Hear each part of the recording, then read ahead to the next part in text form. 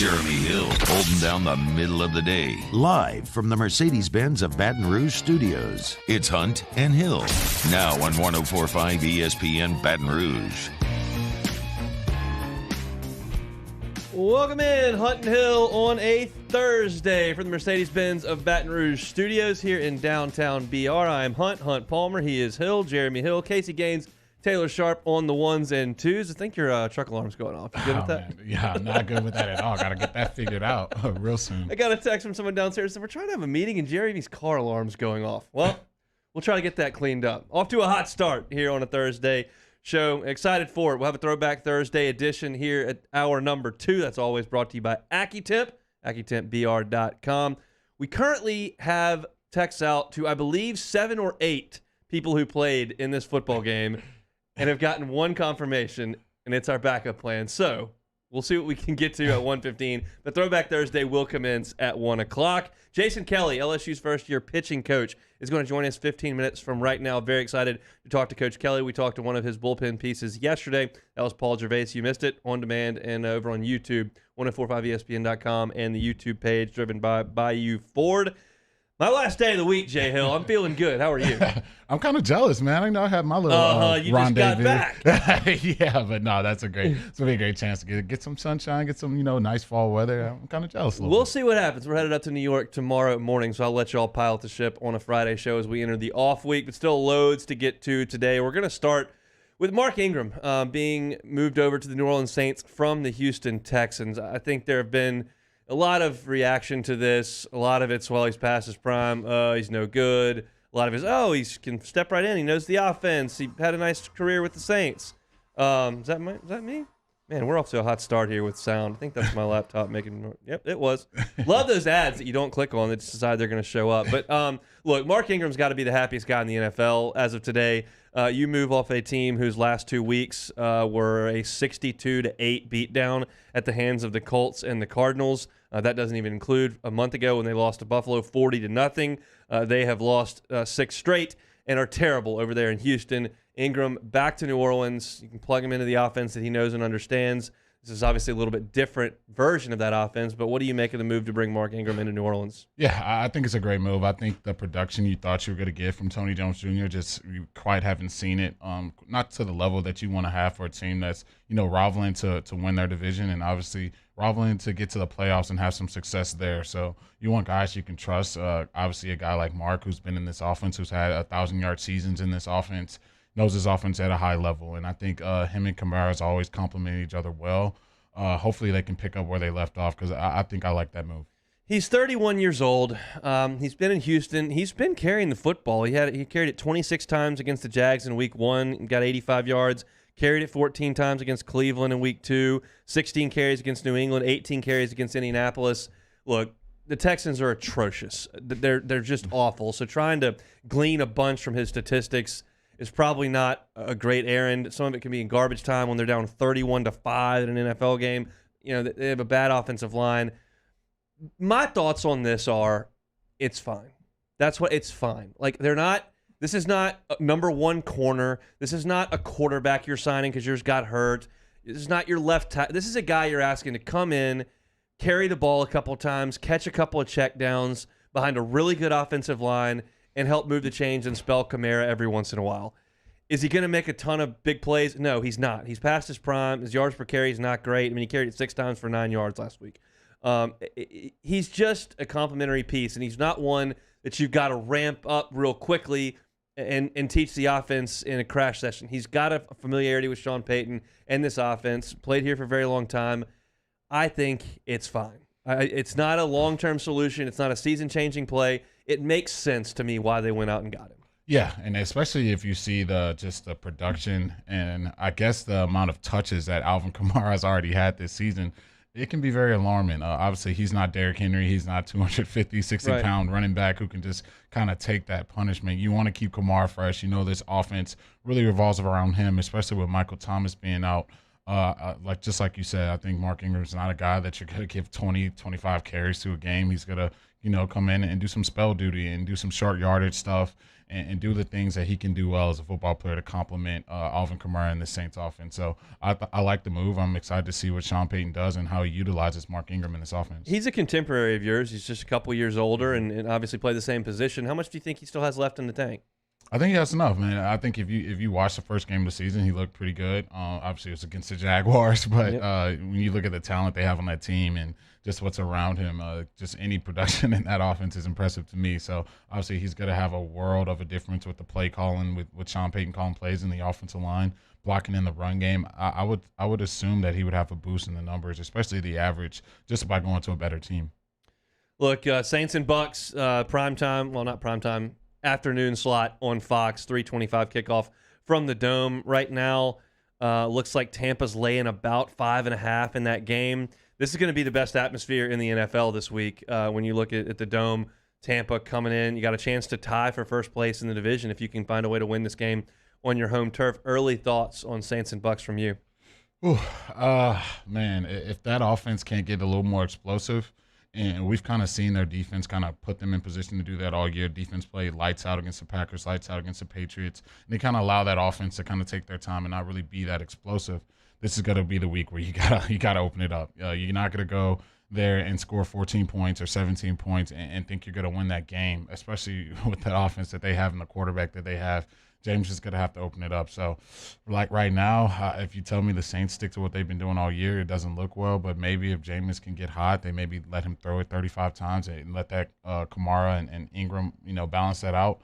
Then I think the Saints would have a chance. But if not, then it's going to get ugly real quick. Obviously, in rounds 1 and 2 last year, the Saints defense was excellent against this Tampa offense. They got going, and obviously round 3 doesn't go as well. Tampa goes and wins the Super Bowl, and they come out to a 6-1 start this year.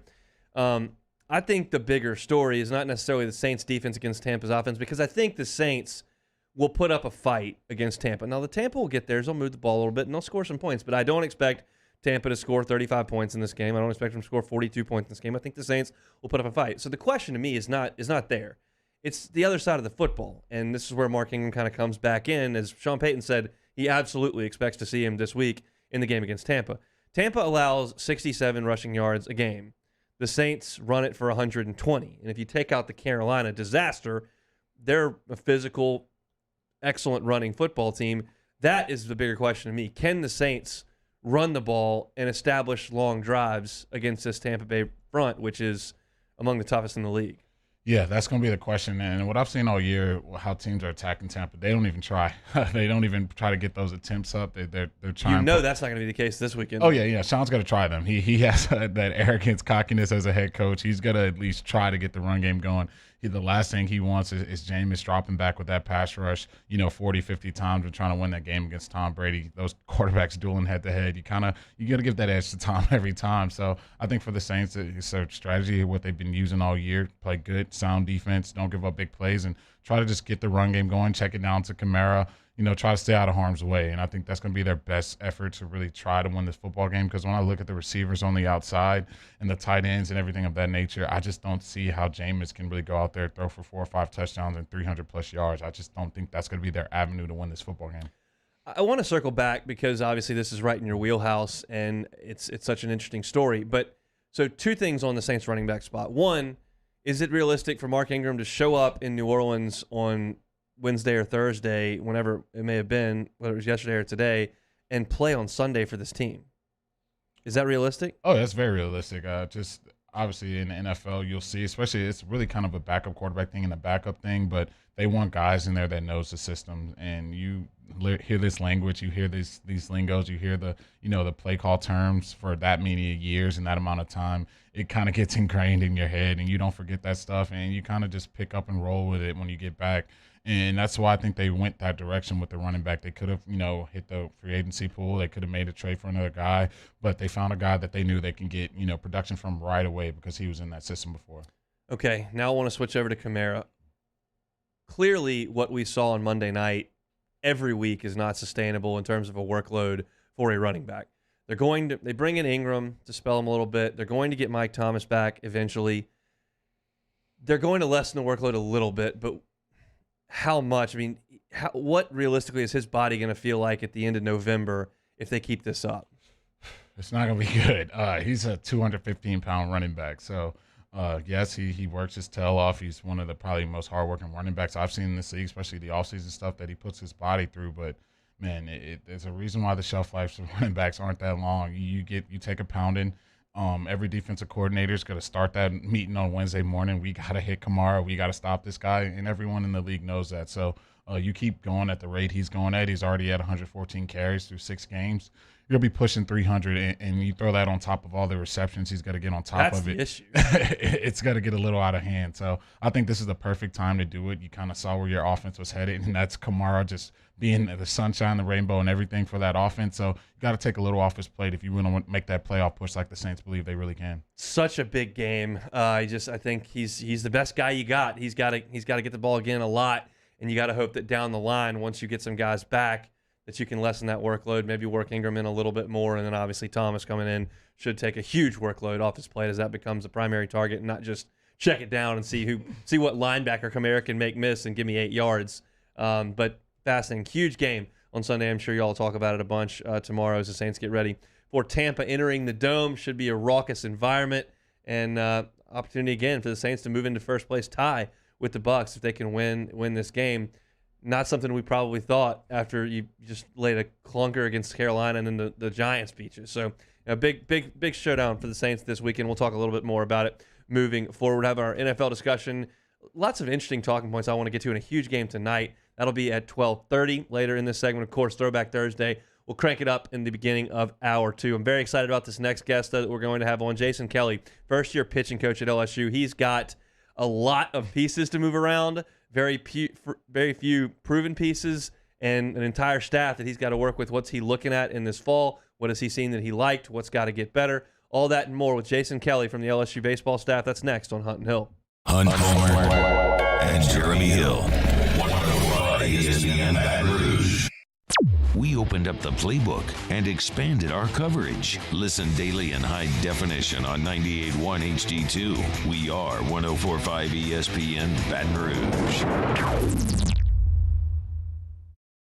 Our topic today is about savings. What is savings? Hancock Whitney isn't just a bank for our clients.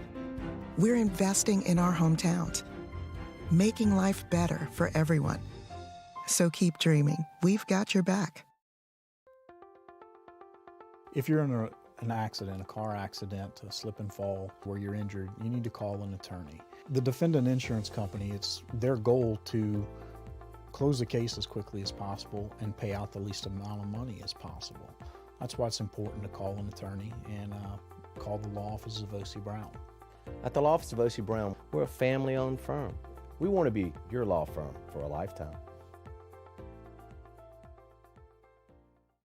Gulf Coast Office Products is a nationally recognized Savin office equipment dealer based right here in Louisiana. Over 100 employees strong, Gulf Coast has the boots on the ground to support all vertical markets from education, engineering, legal, and finance. With the latest in office technology, from desktop to production segment units, Gulf Coast and Savin have the perfect fit for you. Call 225-756-2644. That's 756-2644 for Gulf Coast Office Products. At All-Star Toyota, you get it all. If you're in the market for an all-new Toyota vehicle, come see our friendly and knowledgeable sales team at All-Star Toyota. Located in Baton Rouge at the corner of Airline and Goodwood, we've been serving our community since 2005 by offering a large selection of new Toyota cars, trucks, and SUVs. Get behind the wheel of your dream car and take a test drive at All-Star Toyota today.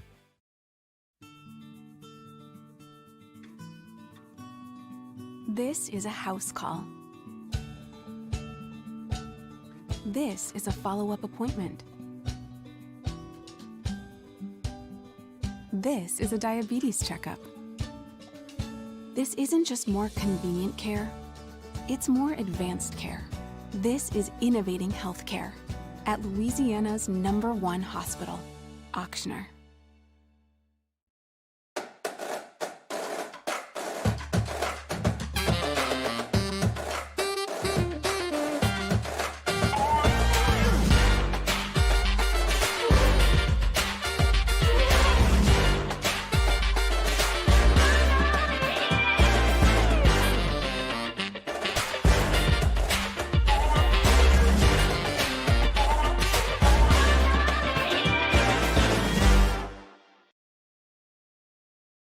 Service Mastery Elite create clean, disinfected work environments. As a local business, we take pride in serving the New Orleans and Baton Rouge areas. Our cleaning protocols follow CDC and OSHA standards for healthcare settings, offices, senior living, restaurants, and industrial plants. Contact Service Mastery Elite to get your operation ready for reopening with germ disinfection cleaning.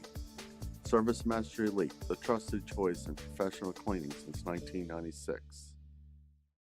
Starting in 1974, Central Plumbing has served Baton Rouge and surrounding areas for all of their plumbing needs. Through these tough and trying times, we want you to remember that the Payne family is here to continue to support and serve you. As a multi-generational business, there is no job that is too big or too small. Residential, commercial, industrial, hospitality, we're here for anything you need. 24/7, 365. Give us a call, 225-925-8552.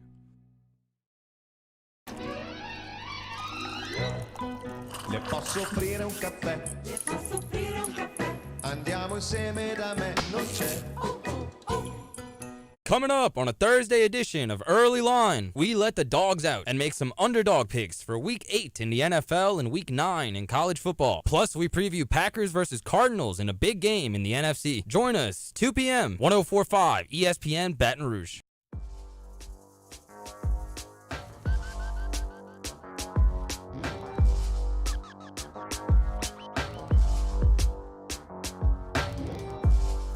This is Hunt and Hill on 104.5 ESPN Baton Rouge. Out in the open field on a Thursday, Hour 2 will kick off with Throwback Thursday presented by AccuTemp. It's now our pleasure to bring on the 2018 National Baseball Assistant Coach of the Year and LSU's first-year pitching coach, Jason Kelly. Coach, we appreciate some time. How are you?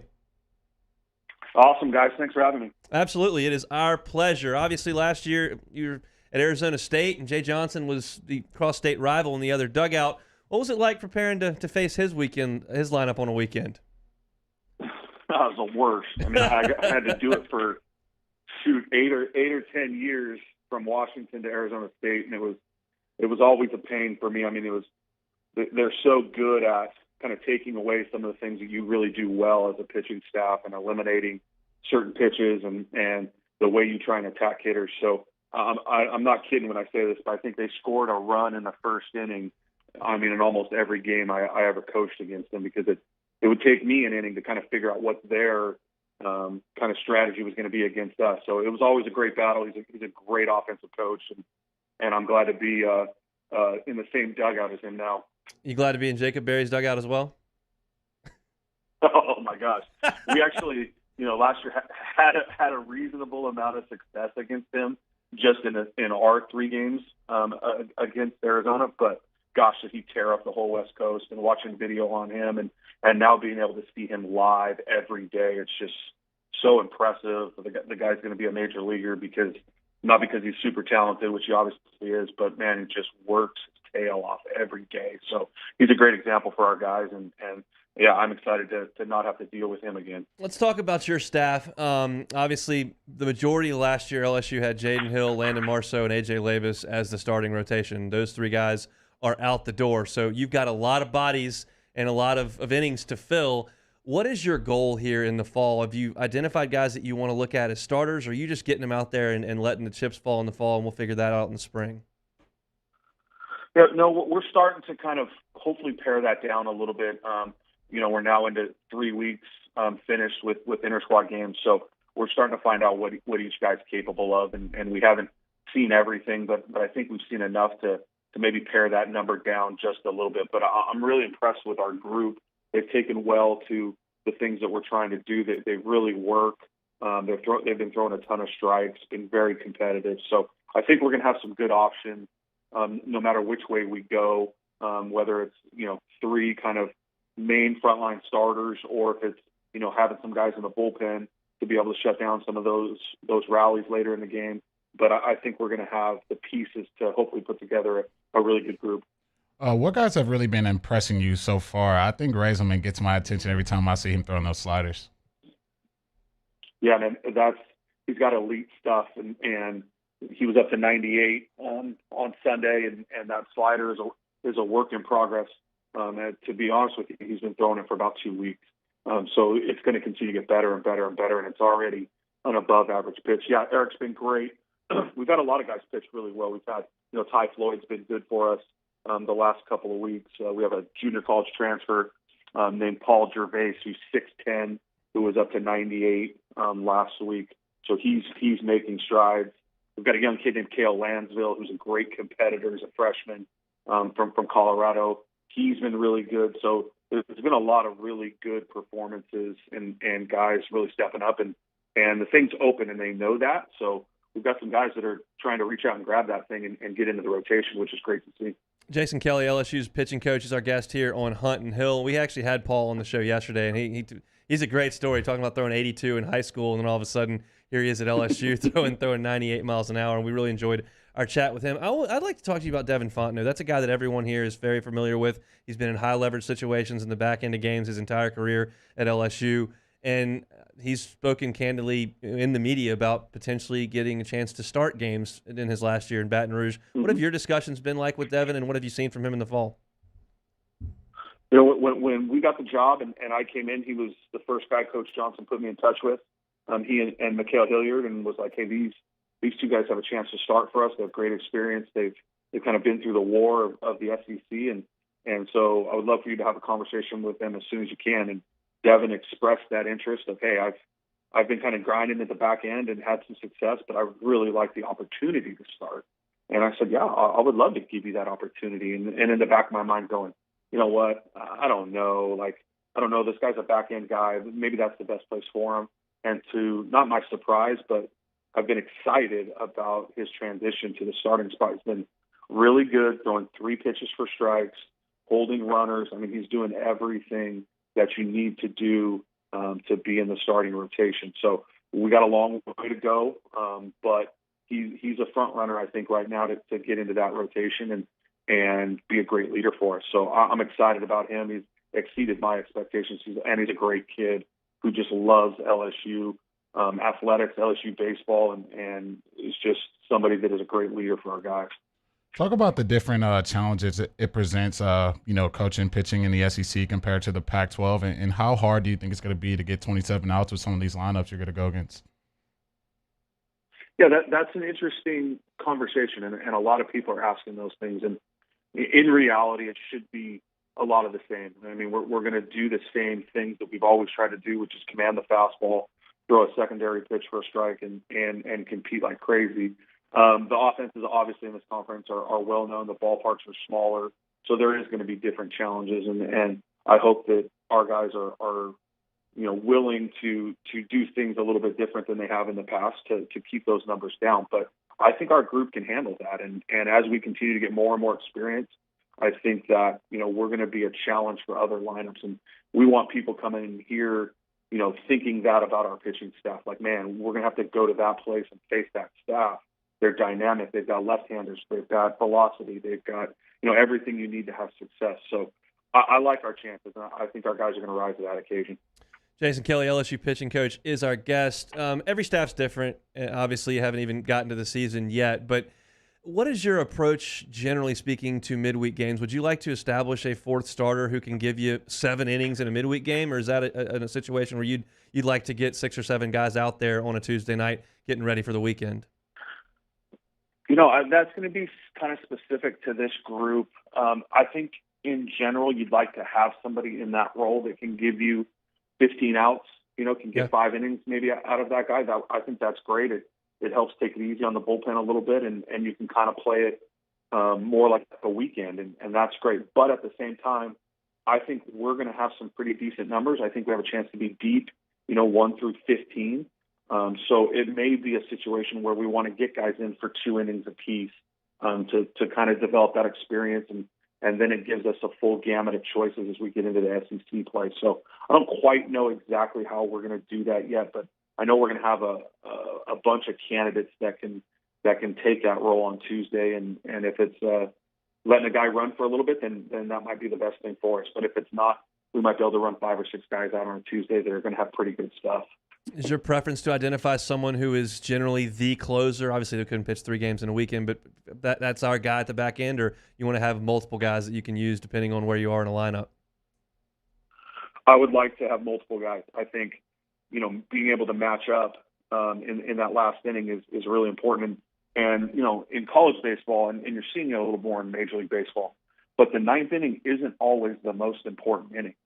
There's times where that seventh inning, you're facing, the 3-hole guy for the third time, and that's the biggest inning in the game. And if you can get through the seventh, right, then it makes the eighth and ninth a little bit easier with the bottom of the order. So having the flexibility to be able to go to a dominant arm in the last 3 innings sometimes works out to be better. So it's just going to be dictated by kind of how this group progresses, how the starters go, if we can get some length out of those guys. So we're still feeling for those things, but like I've said a couple of times, we have the pieces. It's just, how do we put this puzzle together and see what it looks like? And right now, those puzzle pieces are all over my desk. I have no idea how to put them together. Yeah, speaking of puzzle pieces, what's one guy that Tiger fans probably don't know much about, but you feel like is having a really great camp right now and can really help this team this season? We've got a freshman we've got 2 freshmen actually that have been really good for us the last month, and it's Grant Fontenot and Grant Taylor.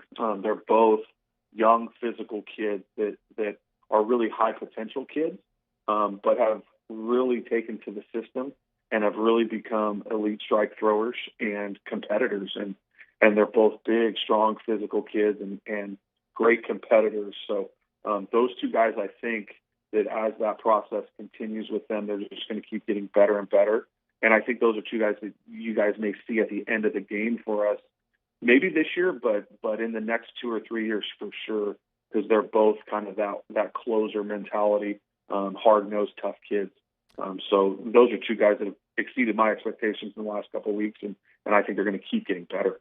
Obviously, we can't talk specifics here, but it appears that recruiting's been going pretty well over the last couple of months since Coach Johnson and you all took the jobs. What's the reception been like as you put that purple and gold on and approached some prospective recruits? Oh, it's been great. I mean, this is an elite university and an elite baseball program. So, when you make that phone call or send that text message, these kids are excited to hear from you. And it doesn't matter if they're from the West Coast, from the North, from the South, everybody knows LSU baseball. So that's been incredible. And I think with Coach Johnson and Coach Dan Fitzgerald, those 2 guys are monsters on the recruiting. I mean, I've been doing it a long time and have had some success at it and thought I was a reasonable recruiter. And walking into this place, I'm like, gosh, these 2 are way better than I am at this. So it's been good for me to learn from them and just see how relentless they are and how committed they are to it every single day. It's about taking strides recruiting, and those 2 guys are great examples of it. And these kids from all over the country are excited about, what this place has been and what we hope it's going to be. So it's exciting for us. And believe me, walking into a house or into a ballpark with that LSU on your shirt is a pretty good feeling. Jason Kelly, LSU first-year pitching coach. Coach, we really appreciate your time. This town's already buzzing about the spring that's to come, and we're all excited. Best of luck the rest of the way, and let's catch up down the road. Yeah, anytime you guys want. I appreciate it, and look forward to seeing a bunch of people out in the stands and getting this thing going. So thanks again, and go Tigers. Thanks. That's Jason Kelly, LSU pitching coach. That's some really good stuff. I mean, that's the question. Is this team going to be able to pitch it? And they don't have anybody that's proven in the SEC that's going to go out there on Friday nights and dominate. They don't have somebody coming back that's been in that spot. They don't really have any.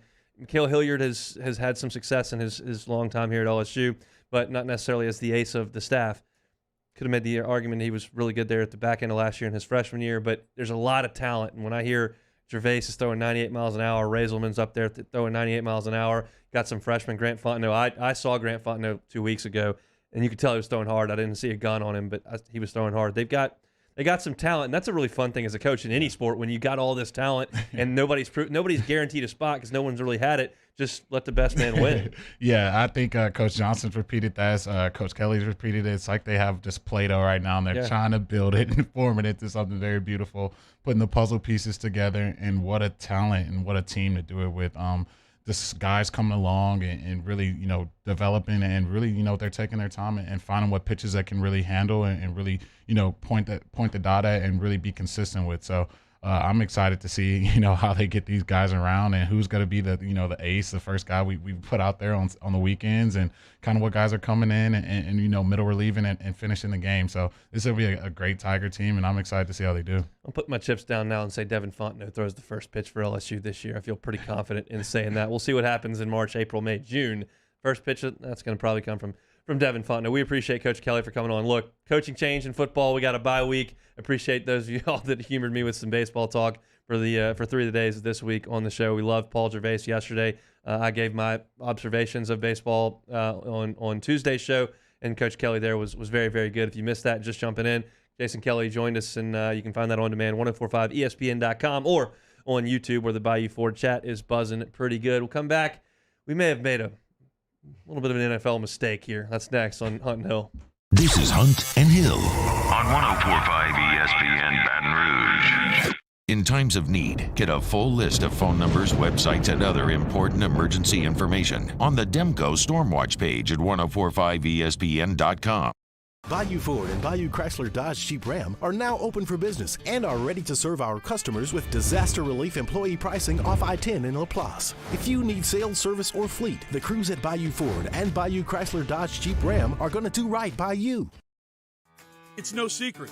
The best oysters in Baton Rouge are at Jolie Pearl Oyster Bar. Enjoy mouth-watering South Louisiana flavor and oysters from all over the country. And don't forget our nightly drink specials.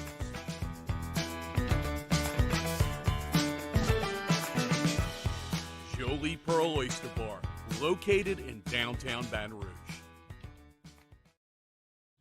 Eli's always been into grilling. It took us a while to see it, but the signs were there. What are you doing, Eli? I knew grilling was my thing. I have been talking about it throughout my career. Happy with the results? I am. Got the new grill from barbecueguys.com. It performed great. My advice, as I always told my boys, do more of what you're born to do. Barbecue Guys, for those who were born to grill. You want cheese on your burger, Pops? I'll take a little cheese.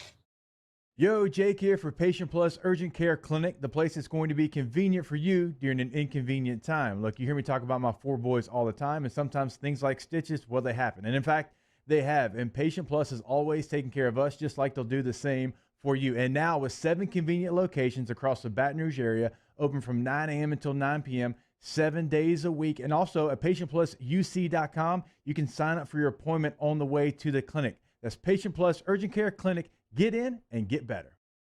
Crime has serious consequences, but anyone can make a mistake. If you find yourself in trouble with the law, know that you have rights, and it's okay to demand them. The law offices of O.C. Brown are here to protect you and your rights. Felony or misdemeanor, DUI or drug charge. No matter what crime you're accused of, you still have rights. Let the law offices of O.C. Brown uphold them. Call 225-343-1111. Your law firm for a lifetime. Front to Back Boat Service has been family owned and operated for 30 years. And the Sherman family is NMEA certified. That's the National Marine Electronics Association at Front to Back. They are committed to improving the safety and technology of marine electronics through installer training, interface standards. And look, the fall and the winter, it's the perfect time to do that yearly maintenance you've been putting off. Get those parts you've been wanting. So schedule your appointment today at Front to Back, North Airway off of Airline Highway. Tonight, we invite you to celebrate life, wherever and whenever you can, understanding that time is never on our side. Instead, gather up your friends tonight and share a few stories and laughs over a good bottle of wine. Or maybe a family meal that gives everyone a chance to reconnect and remember what's really important, whether it's for a birthday, an anniversary, or simply to remind someone special that they are loved. Ruffino's, where Louisiana comes to celebrate life. During these challenging times, we know your healthcare needs don't stop. Cancer, accidents, injuries, and heart disease are relentless. So we are relentlessly innovating to keep you safe, both virtually and in person, connecting you with providers remotely, advancing clinical spaces, providing rapid and accurate testing, social distancing, and certified cleaning protocols. We are Auctioner, and we will not slow down. Auctioner Health, innovating healthcare.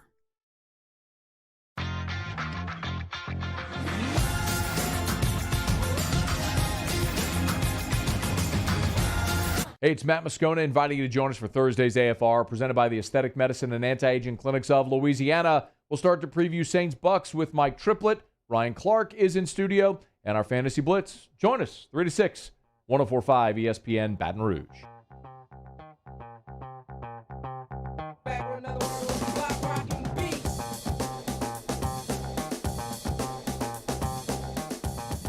Hunt and Hill, 104.5 ESPN Baton Rouge. Thanks so much to Jason Kelly, LSU pitching coach, for jumping aboard. It was really revealing. Talked about a lot of different guys, different roles, his philosophy on midweek pitching.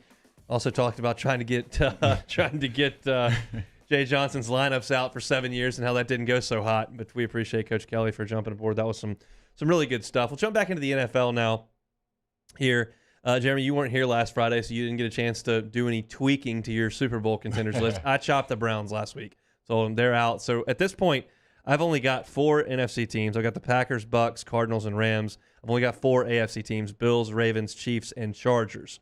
You've got a little more substantial meat on the bone. Didn't get to do it last year, so I'll toss it to you first. But I'll ask a question to start. We know we've made a mistake on the Cowboys. We missed the boat there. Do we need to worry about the Bengals? Yes, we need to worry about them very quickly. They're clicking right now. And I think for me, the thing that kind of gave me the most cause for concern was their defense. Their defense has been playing well this year, and that can be very scary. You pair that with Joe, and Joe cooking right now with all the weapons he has around him. You got 2 running backs that you feel like you can get a run game going with any given week. That team can get scary, man. I've seen Joe get hot and start cooking, especially he got his running mate over there with him now. So that's definitely one I was off on, man. I thought that division was too tough for those boys this early on, but they're catching on fast, and I'm loving to see it. Now you got 11 teams listed. You want to go to work on those? Yeah, we're gonna get those scissors out today. We're chopping away. I can tell you the first one that I'm gonna chop off right now, and that's the Seahawks. Yep, that was my preseason pick to take a fallback. Obviously, I couldn't have predicted Russell Wilson being out, but I just didn't think their defense had enough pass rush. I didn't think they had enough corners on the outside. We've talked about that with this LSU team. You got to have those dudes coming off the edge, and you got to have corners on the outside. And when you don't have that, especially at this level, things start to go south pretty fast. And that's kind of where you see the Seahawks. And, man, I think it could be a little early, but I'm going to have to do it. 49ers, kind of snip, 49ers. I don't know, man. I thought that team just coming off the Super Bowl like they did a couple years ago, just – haven't seen to gain that back. Hadn't seen that play to that level of consistency. And you have the quarterback controversy on top of it. You lose your starting running back for the year.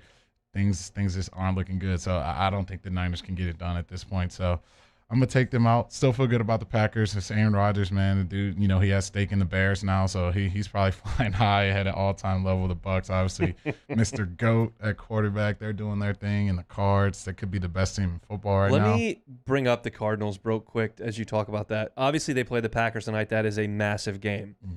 After this game against the Packers, they have a run in their schedule that is really gettable. They are 7-0 right now. If they can win a home game against the Packers tonight, that'd be tough. But if they can do it, they'd go to 8-0. Then they're at the 49ers, who can't really figure it out. They play a home game against the Panthers, who stink right now. Then they go to the Seahawks. I don't know if Russell's going to be back. I don't know if not. They're not playing very well. Then they're at the Bears. Then they play a home game with the Rams, who's really good. Then they're at the Lions. Like, they play some bad teams, and they are 7-0. I am squarely looking at the Cardinals right now as a team that is, they're undefeated, so it goes without saying, but they may be the front runners for home field, even over Tampa.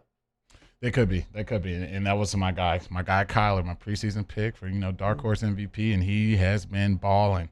And when you put a guy like that who has the reins of that offense, he's been in that Cliff Kingsbury offense for 3 seasons now, put the amount of weapons that he has with those legs and that arm, that offense can get scary. They can score 40 on anybody in this league any given Sunday, and that's a scary task to have to go against week in and week out. And the more Kyler goes out there, the more confidence he's got to get. I would not be shocked if they end this season with 1 or 2 losses and actually is that number 1 seed in the NFC. Yep. So as you're moving through, you got Packers, Bucks, Cardinals. You still got the Rams there. That's your NFC, and we're lock stock there on the NFC. We're the same crew. It's the AFC where I've got a little less than you. You want to start there? Yeah, I'll start there. I'm gonna keep the Browns there. I'm gonna hold off because what I did with the Titans, I was just too quick, man. The Titans going. I jumped off of that bandwagon super fast. I'm gonna hang out a little bit here. I'm gonna chill out. I'm gonna see what Baker does when he gets back, and see what happens when Chubb gets back. See what happens when Hunt gets back. See if we can get OBJ going a little bit, because that's just been miserable to watch. So it's some things I'm wanting to see in that defense, man. We gotta get some stops over there. That's just bad to see. Like, that defense went from, I think, being one of the better ones in the league to teams are just torching them alive. So we gotta get that figured out. But I'm gonna be patient on the Browns for now. Do we need to talk about the Chiefs? They scored 3 points last week. I'm keeping them there. Look, you rarely pick hills to die on. I'm going to pick this Mr. Magic, Mr. Michael Jordan himself at the quarterback position.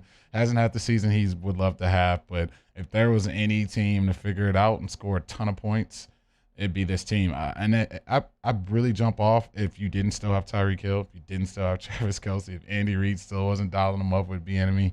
I think they'll figure it out, man. So I'm going to keep the Chiefs there. We'll see the Chiefs on Monday night against the Giants. If something goes haywire against the New York Giants in Kansas City, I guess we'll have to have a conversation about that. But I don't expect that to happen. They got the Packers coming up after that too. So the Chiefs they're 3-4 right now, and they still got Packers, Cowboys, at the Chargers, at the Bengals, at the Broncos. There's just Raiders.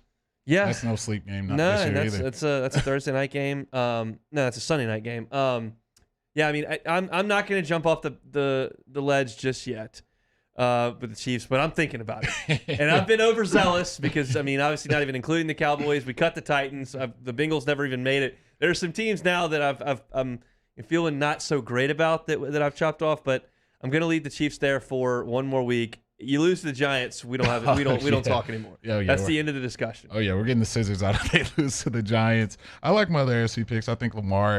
It's like, to me, Lamar doesn't get the credit he deserves. I guess we were used to seeing it, but it seems like his passing numbers get better each and every year, and we're kind of just so used to seeing him being an elite quarterback. It's not as impressive, but I think the Ravens are right there. Their defense, I think they got to get a little bit of that figured out, but Lamar's up there with anybody, and I'm still very bullish on Justin Herbert. I love watching him play quarterback. So Chargers and Ravens are going to be there, and obviously Josh Allen. That dude's unreal. Hottest quarterback in the league, so they're going to be there all year. Your preseason Super Bowl picks were the Rams out of the NFC and the Browns out of the AFC. Mm-hmm. How do we feel about that? Don't feel good about the Browns. Yeah. I don't feel good about the Browns at all. Obviously, they're still a super talented team. They got to get healthy. Got to get some guys back. Could they make a run? Yes, I still think they could, but I feel really good about the Rams. I feel really good about that. I had Packers Bills, and I'm feeling pretty good. The opening Sunday was not my favorite, but after that, things have gone pretty smoothly. So I feel pretty good about that. We close out hour number one next. I've got a pro athlete here, and I want his perspective on something that is going on in Major League Baseball right now. And while we might work for the wrong company, but that's next as we close out hour one of Hunt and Hill. 104.5 ESPN Baton Rouge with Hunt and Hill. Our listeners fire off their opinions on the jimsfirearms.net hotline at 499-1045. Keep listening for your next chance to shoot us your thoughts with the jimsfirearms.net hotline on 104.5 ESPN Baton Rouge. I've been doing business with Luba for 25 years. They're dependable, trustworthy. It's just the attention to detail with our clients. Our folks have years and years of experience.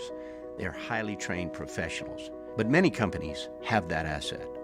What I'd like to think makes Luba a bit different is that we use those talents in a way that truly is dedicated to serving the needs of the folks who depend on us. Are you a licensed contractor? There's lots of good contractors in Louisiana doing work the right way, but unfortunately, too many unlicensed contractors are working outside the licensing requirements. Working as a contractor in Louisiana requires a license for the company doing the work. The Louisiana State Licensing Board for Contractors wants to help you get licensed to allow you to conduct work legally. It's not difficult to get the license. We can help you. Go to lacontractor.org for more information. Licensed contractors, it's the law. If you're in an accident, a car accident, a slip and fall where you're injured, you need to call an attorney. The defendant insurance company, it's their goal to close the case as quickly as possible and pay out the least amount of money as possible. That's why it's important to call an attorney and call the law offices of O.C. Brown. At the law office of O.C. Brown, we're a family-owned firm. We want to be your law firm for a lifetime. Gulf Coast Office Products is a nationally recognized Saban office equipment dealer based right here in Louisiana. Over 100 employees strong, Gulf Coast has the boots on the ground to support all vertical markets from education, engineering, legal, and finance. With the latest in office technology from desktop to production segment units, Gulf Coast and Saban have the perfect fit for you. Call 225-756-2644. That's 756-2644 for Gulf Coast Office Products. At All-Star Toyota, you get it all. If you're in the market for an all-new Toyota vehicle, come see our friendly and knowledgeable sales team at All-Star Toyota. Located in Baton Rouge at the corner of Airline and Goodwood, we've been serving our community since 2005 by offering a large selection of new Toyota cars, trucks, and SUVs. Get behind the wheel of your dream car and take a test drive at All-Star Toyota today.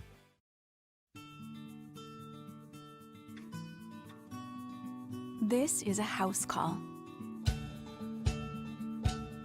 This is a follow-up appointment. This is a diabetes checkup. This isn't just more convenient care, it's more advanced care. This is innovating healthcare at Louisiana's #1 hospital, Ochsner.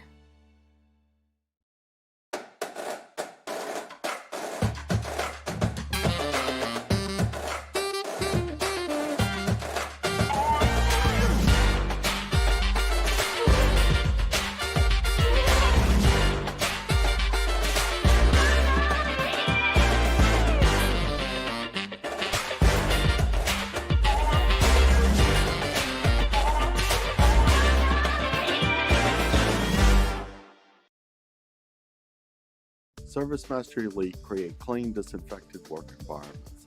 As a local business, we take pride in serving the New Orleans and Baton Rouge areas. Our cleaning protocols follow CDC and OSHA standards for healthcare settings, offices, senior living, restaurants, and industrial plants. Contact Service Mastery Elite to get your operation ready for reopening with germ disinfection cleaning. Service Mastery Elite, the trusted choice in professional cleaning since 1996. It's week 9 in the prep football season, and we get you started Friday night at 6 with Louisiana Prep Preview. Catholic High and Woodlawn kick off at 7, and it's immediately followed by a full 2 hours of the Louisiana Prep Scoreboard Show on YouTube, CST, and 104.5 ESPN Baton Rouge.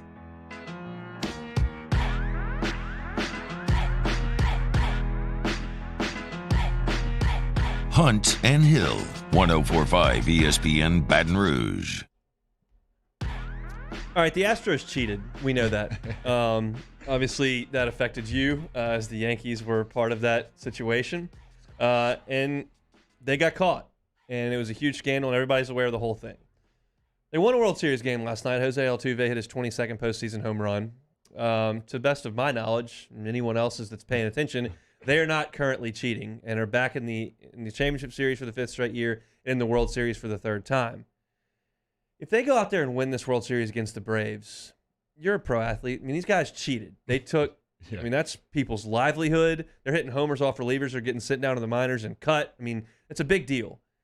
Does their legacy get restored to a degree if you go out a couple years later and go out there without banging trash cans and win a World Series? No, not at all. Especially as an athlete, from an athlete's perspective, that's probably the most frowned upon thing in our athlete circles, man. We hate cheating. That's the reason why you go out there and train every offseason. You go in on your off days. It's just, I don't know. It's hard to really put into words, but it's something that you really don't even imagine a team even doing. So when you find something out like that and you find out they had the success they had doing it that way, it's just inexplainable. It's inexplicable, and you just don't. I don't think they'll ever really get the credit they deserve, and really they'll just have that asterisk to me. Even if they win 3 in a row or something crazy, people are just gonna go back to how they did it the first time. Yeah, I mean, it's It's interesting because I expect that's the angle that I want is the pro athletes angle of, when you played at that level. The other part of it is Hall of Fame stuff. Altuve, Correa, Bregman's got a long way to go to get there, but Altuve and Correa have a good start at what could be considered Hall of Fame careers. Is that something that is going to matter, and do you think they can get in? Man, that baseball Hall of Fame is very strict. They don't like cheating. I tell you that. The guys, even the steroid stuff, you look at Pete Rose, just look around. If it's any controversy, they are very, very, they don't like doing that. So I could see this hanging over their heads for a very long time. If they keep playing at this rate, though, it's going to be they're going to be undeniable. You're going to have to put them in there. But if they don't, I think it's going to be an asterisk, and I think they're going to make them wait to really, get into that baseball Hall of Fame. All right, let's shift gears a little bit before we get to Throwback Thursday at the top of the hour. If you haven't seen this story, it's a couple days old, but I wanted to get to it. The owner of Spanx has sold a majority, it's women's clothing, has sold a majority stake for over $1 billion. So she's got some cash. And as a result of that windfall of cash, she has rewarded every single one of her employees with 2 first-class tickets anywhere in the world and $10,000.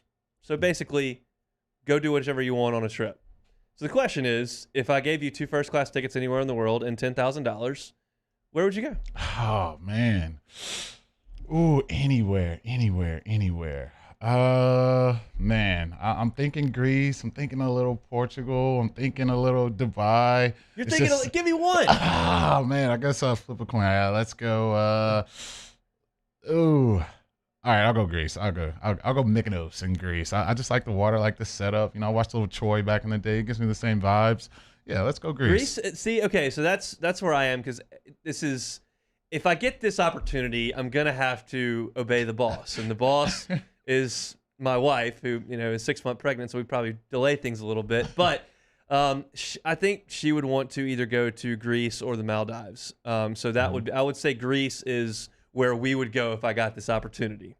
Now, if it was just me, single hunt for a few years ago. I already know where you're going with this. You're going to probably the best course in the world that you get everything. I'm going to Scotland, and we're playing St. Andrews, we're playing Troon, we're playing Carnoustie, we're playing Royal St. George's. I would go to Scotland and just play golf until I ran out of the $10,000. Is how I would manage that by myself, but. No longer by myself, so we're gonna have to obey what the boss says. You producer boys, y'all open your microphones. You got first class tickets, 2 of them. You got $10,000. Taylor Sharp, you're first. Where are we going? Ooh, man, that's tough. I would have to bring my girlfriend along, and she always wanted to go to Italy, so I'll go Italy. I mean, that's a big country. Say I'm going to America. Like we got Rome, we got Capri, we got what do we? All right, I'll do Rome. There you go. All right, that's not a bad spot. I've only driven on a bus ride through Rome after a cross Atlantic flight where I slept all the time. So all right, Casey, what do you got? No idea. Well, that's no a great idea. One. That's a great one. Yeah, I mean, geez, $10,000. That's I have no clue, man. No clue. You got the whole world. Well, I'll take your money. I'm going to double up my golf trip. I just doubled my stay. I'll be there for 3 weeks now. Yeah, that's fine. Let's go for it. Doesn't even know. So was your answer predicated on girlfriend, or that's where you would actually like to go, is to Greece? Probably the girlfriend too. I know that's something that she wants to go, so that definitely helped in that process. But yeah, I think I love Mykonos. I've seen pictures of it tons of times. The water, just the coastline, it's just a beautiful place. So I would definitely not mind going. I'm so pathetic with the travel and stuff. Like I'm so petrified of language barriers and not understanding people. It just freaks me out. That's why I have to do all my vacations like in Mexico where they speak English and take dollars. I'm so freaked out. Like the thought of even going to Asia, everyone's like, "Oh, Asia's so cool." It's like. It terrifies me. I can't understand people. There's so many people running around. I can't read any of the menus. Like, how do I exist? I'm so pathetic when it comes to the travel world, and my wife hates that so much. Yeah, I think for me, if it's somewhere where it's a huge language barrier, I'm trying to find a travel agent. I'm trying to find a tour guide. I'm trying to find something, because me just going around with my cell phone and Uber, probably not going to get too far. If there's just a picture of, like, just the dumb American who can't adapt to going anywhere. Like, my face is just on the entire thing. Like, this guy can't get around and do anything if you don't speak perfect English to him. It's we went to when I was in Italy one time, we went to this restaurant. It was phenomenal. But our waitress was this older lady who didn't speak a word of English, not one. So the entire meal was done on pointing. Like, we just pointed to stuff on the menu. I got a calzone like the size of a Volkswagen. It was massive. It was awesome. But yeah, I'm so pitiful at traveling. I'm just such a pathetic American guy. That's hour one in the books. Should have worked for Spanx, but we're doing okay here at Guarantee Media, so we'll survive. Flynn, if you're listening and you want to give everybody 2 first-class tickets and $10,000, that'd be great. We could do that. It'd be very, very fun. I'll be in Scotland. So that's going to do it for hour number one. We appreciate Jason Kelly for jumping aboard at 12:15. I thought he was great, LSU's first-year pitching coach. He talked about preparing for a Jay Johnson lineup, talked about some of the pieces that he's been working with this fall, some of the guys he's seen, some you know, some you may not. If you missed any of that, 1045ESPN.com. You can catch it on demand, or you can catch it right here on YouTube. Bayou Ford chat buzzing a little bit. You can rewind and catch that anytime. Hour two is going to be locked and loaded. We'll talk a little bit of Saints and Bucks. Of course, we'll do some take it or leave it at the end of the show. And as you know, when we come back on the other side of this timeout, it's a Throwback Thursday presented by AccuTemp. It's Hunt and Hill on a Thursday on 1045 ESPN Baton Rouge.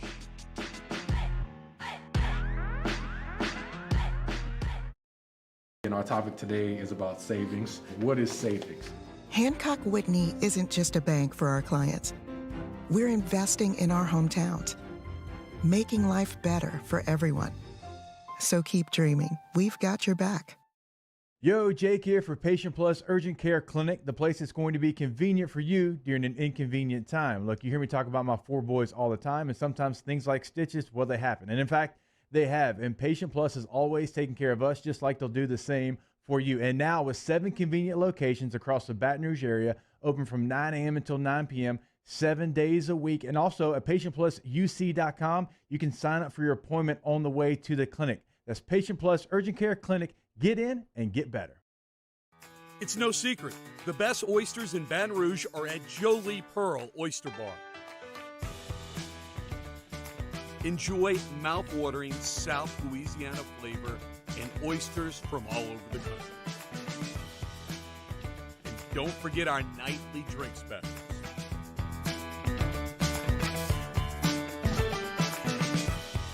Jolie Pearl Oyster Bar, located in downtown Baton Rouge. Eli's always been into grilling. It took us a while to see it, but the signs were there. What are you doing, Eli? I knew grilling was my thing. I have been talking about it throughout my career. Happy with the results? I am. Got the new grill from barbecueguys.com. It performed great. My advice, as I always told my boys, do more of what you're born to do. Barbecue Guys, for those who were born to grill. You want cheese on your burger, Pops? I'll take a little cheese. Starting in 1974, Central Plumbing has served Baton Rouge and surrounding areas for all of their plumbing needs. Through these tough and trying times, we want you to remember that the Payne family is here to continue to support and serve you. As a multi-generational business, there is no job that is too big or too small. Residential, commercial, industrial, hospitality, we're here for anything you need. 24/7, 365. Give us a call, 225-925-8552. During these challenging times, we know your healthcare needs don't stop. Cancer, accidents, injuries, and heart disease are relentless. So we are relentlessly innovating to keep you safe, both virtually and in person, connecting you with providers remotely, advancing clinical spaces, providing rapid and accurate testing, social distancing, and certified cleaning protocols. We are Auctioner, and we will not slow down. Auctioner Health, innovating healthcare. Front to Back Boat Service has been family owned and operated for 30 years. And the Sherman family is NMEA certified. That's the National Marine Electronics Association at Front to Back. They are committed to improving the safety and technology of marine electronics through installer training, interface standards. And look, the fall and the winter, it's the perfect time to do that yearly maintenance you've been putting off. Get those parts you've been wanting. So schedule your appointment today at Front to Back, North Airway off of Airline Highway. Tonight, we invite you to celebrate life, wherever and whenever you can, understanding that time is never on our side. Instead, gather up your friends tonight and share a few stories and laughs over a good bottle of wine. Or maybe a family meal that gives everyone a chance to reconnect and remember what's really important, whether it's for a birthday, an anniversary, or simply to remind someone special that they are loved. Ruffino's, where Louisiana comes to celebrate life.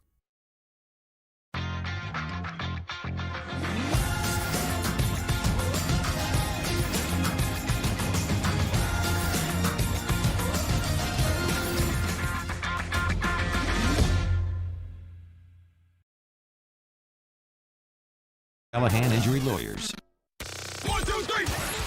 Hunt and Hill.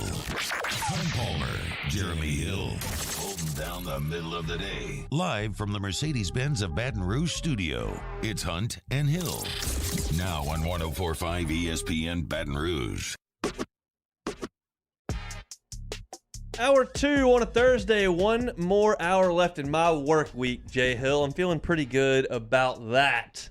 But as we know, on Thursday at 1 o'clock, we take it into the Wayback Machine. Throwback Thursday, presented by AccuTemp, your AC and electrical experts. He's going to roll back to the near side, and he's going to throw it. Oh, it's going to be caught! Caught! Touchdown! Holy cow! Hunt and Hill's Throwback Thursday. Always brought to you by AccuTemp. They're getting your home ready for winter. That cool air is coming, and they're offering you a $59 heater system check. You text the word heater to 31996, 31996.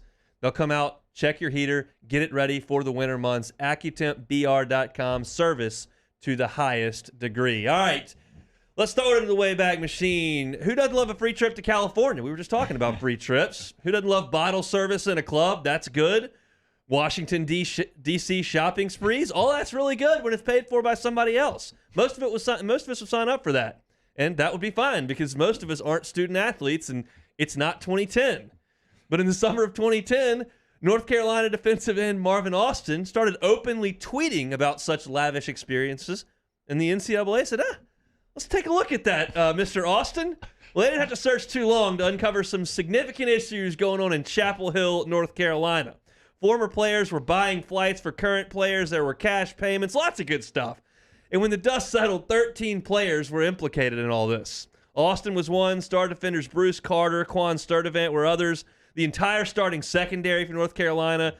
In the end, 8 starters would be out for the Tar Heels' 2010 season opener in the Chick-fil-A Kickoff Classic against LSU in Atlanta. LSU had national championship in the rearview mirror, but it was fading pretty quickly. And after winning the title in 2007, 8 losses would accumulate in 2008 and 2009. So 2010 felt like a pretty important year under Les Miles. The Tigers were ranked 21st in the country to open the season. North Carolina, at full strength, ranked 18th, coming off an 8-5 season under Butch Davis, who had revitalized the program.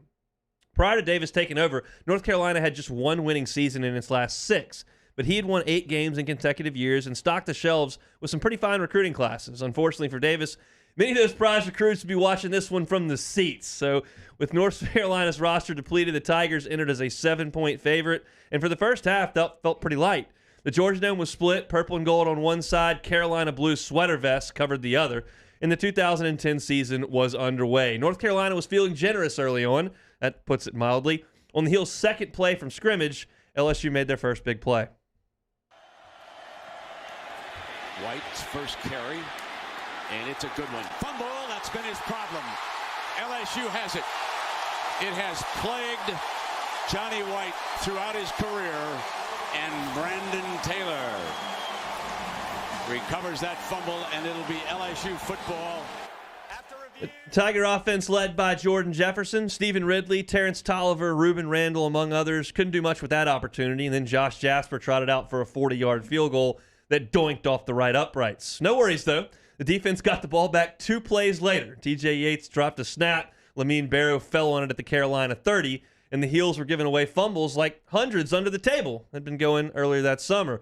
8 plays later after the fumble, the Tigers cashed in. Trey Boston's going to have to cover. Slash, end zone, touchdown. So they put the ball in Russell Shepard's hands, and he scores LSU's first touchdown. That would be all the first quarter scoring for the Tigers, 7-0 entering the second, but UNC was on the move. Yates hit on his first touchdown in the game 3 plays into the second stanza, and that evened the score at 7. The Heels would take their first lead with a chip shot field goal, but Patrick Peterson was just getting warmed up. On the kickoff that ensued, he took the ball back 47 yards to midfield, and LSU's offense only needed one play to regain the lead. Well, here comes Shepard. They hand it to him. Hello, end zone. LSU back ahead. 50 yards on the jet sweep. Who says Russell Shepard didn't make any plays in Baton Rouge? Both touchdowns, 14-10 Tigers. On the next kickoff, UNC dropped the football in the end zone, then tried to come out. They were swarmed at the 4-yard line, and they pinned the Heels deep. And when you're pinned deep, you can't botch the snap. We had a shot of Bryn. He's got a big arm, baseball player. Bad snap, down to the end zone. That's a safety. That's 2 more points for LSU. The Heels were feeling mighty charitable in Atlanta. They were at it again. 16-10 Tigers was the score. LSU would kind of return the favor by coughing up the football on its next drive. Carolina took over near midfield and only picked up 1 first down. So they punted to Patrick Peterson, and I had mentioned a little bit earlier, he was getting warmed up. I like to punt it. And Patrick Peterson awaits it. He's going to go. Got a block on the right side, a hole in the middle. Look out! Won't catch him, folks.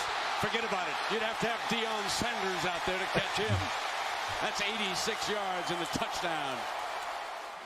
To this day, that's as fast as I've ever seen an LSU player move on a football field. There was a burst there in about the 20-yard mark where he was a blur. 23-10 Tigers. Another 3-and-out followed for North Carolina, and then another punt found Peterson. He ran that one back 37 yards to midfield, and LSU once again had another 1-play drive to add to the lead. Now, Jefferson on a play fake. He wants to air it out. Got a man. Touchdown. Ruben Randall and Jordan Jefferson lights it up. That capped a prolific flurry from LSU in the first half. Over a 5.5-minute span, LSU scored 3 touchdowns, all from over 50 yards out, and they scored on a safety. At halftime, Patrick Peterson had 233 return yards, and it was 30-10. The purple and gold party was on. Those 233 yards, though, came with a price. Peterson started cramping. The third quarter wasn't much of a party, however. It resulted in 4 punts and 0 points for either team. The 30-10 margin held as we turned to the fourth quarter. LSU killed the first 4 minutes of the fourth quarter, and then Josh Jasper pinned North Carolina deep with a punt that was down inside the 3-yard line. That set up the third 1-play touchdown drive of the game, but this time it was for North Carolina. And they're going to throw out of the end zone on first down. Going to go deep. Going to go for it all. And he's got the speedster out on top. Here comes Bird. Jay Bird, 97 yards. Touchdown, Carolina. Don't see a lot of guys run away from Morris Claiborne, but Bird did there. Can't get beat deep there, boys. That's where the game turned on its head. It was 30-17 Tigers. LSU would be forced to punt on its next drive as the compromised North Carolina defense started to impose its will a little bit. The Heels offense then set sail on a 13-play, 67 yards that culminated with another TJ Yates touchdown pass, this one to Highsmith from 14 yards out. All of a sudden, 30-10 became 30-24 Tigers with just 2 minutes and 32 seconds to play in the game. We were not even close to being done with this one. North Carolina would kick an onside kick and recover it at the 40-yard line. They would review it and confirm the ruling. North Carolina now had the football with a chance to go win the game. The Heels would convert a first down and then move the ball to the LSU 42-yard line. Then it was 4th and 5 for the Tar Heels, who had 2 timeouts left, and the game clock read 1 minute and 37 seconds. It was time then for a young freshman to make a play. You may have heard of him. There's room to pick up the first down. Let's see what Yates does. He's under pressure. Fumble! Scooped up. And LSU's got it. Matthew rolled in. That was Tyrann Mathieu's introduction to the scene in his first college football game. He came off the edge, forced the first of his many fumbles at LSU. Had Mingo not fallen on that football, Mathieu likely picks it up and scores. But LSU would take over at the North Carolina 38-yard line with a chance to run the clock out. Ridley went for 5 yards, timeout North Carolina. Ridley goes for 1 yard, timeout. Third down for LSU with 1 minute 17 seconds left. North Carolina has no timeouts. pretty good spot if you're LSU until it wasn't. Has now stepped it up a bit. And here comes Ridley. Fumble. Carolina's got a life. That fumble was picked up by Quan Sturdivant. Ridley was beyond the first down marker there and coughed the football up, the only thing you couldn't do. Carolina ran it back to the 27-yard line and had 1:08 to go the length of the field to try to win the football game. Yates went to work, 6 yards, 16 yards, 21 yards, 20 more, then 9 more, down to the LSU 6-yard line with 6 seconds to go. He had not thrown a single incompletion on the drive. I mentioned that Peterson was cramping at halftime. Those continued in the second half. He was not in the ball game. From the 6, Yates found Zach Penny-Also, the tight end, in the back of the end zone with 6 seconds to go, but the sure-handed tight end just flat dropped the football with 2 seconds to go. 2 seconds left, 1 play left for North Carolina. Yates waits, time flashes, incomplete. LSU wins it. No flag down there on the field. They didn't win it as much as they survived it, ladies and gentlemen. Stephon Francois broke it up, and Tigers, as Brent said, survive it. There were suspensions, huge plays, a record-setting return day, cramps, a blown lead, a fluke fumble, and in the end, it was 6 yards, the difference between LSU and North Carolina, and 6 points, 30-24. Your final. That is today's Throwback Thursday presented by AccuTemp. What do you think when you look back at that one? You remember that one. Oh, yeah. I remember that one like yesterday. That was the peak of my recruiting days, man. Yep. Just a golden time to be alive. But that was a great way to start the year. Obviously, you want to keep that lead and not, be sweating your brain out on the last drive of the game. But a great win for the Tigers. Way to continue to fight throughout that whole game after, a lot of teams would have given up that lead and lost that game. So make a big play at the goal line to seal the deal, and what a win for the Tigers. Yeah, it was less said after the game. We won a football game tonight in a very sloppy fashion.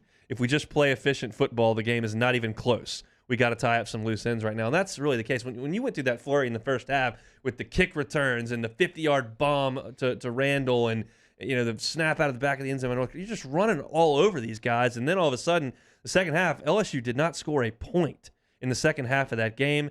And then they just got to run the clock out. They have no timeouts left, 1 minute and 17 seconds to go, and Ridley fumbles. I mean, as a running back, what do you think when you watch that? It gives me those nightmares from the playoff game that I had my second year in the league, just against the Steelers. So, yes, me and Ridley have that in common right now. Just terrible time to fumble the ball. You got to hold on to that thing. Just trust me, I know all about that, Red. I know your pain, my brother. It was I was at that game. It was an odd setting. The UNC fans kind of had given up going into the game, even though they were a top 20 team, because they had no players left. And it's interesting to go back and think about what led to those suspensions, because at this point in you realize how important Twitter is, and that everybody's looking at it. At that point, it was in its infancy, and I think Marvin Austin just thought he was tweeting to his friends, "Hey, check this out! I'm in DC, buying all this stuff." But he's blasting it out on the internet, and then everybody's going, well, how's he doing this? I mean, he's a college kid. Oh, we got some issues going on down in Chapel Hill.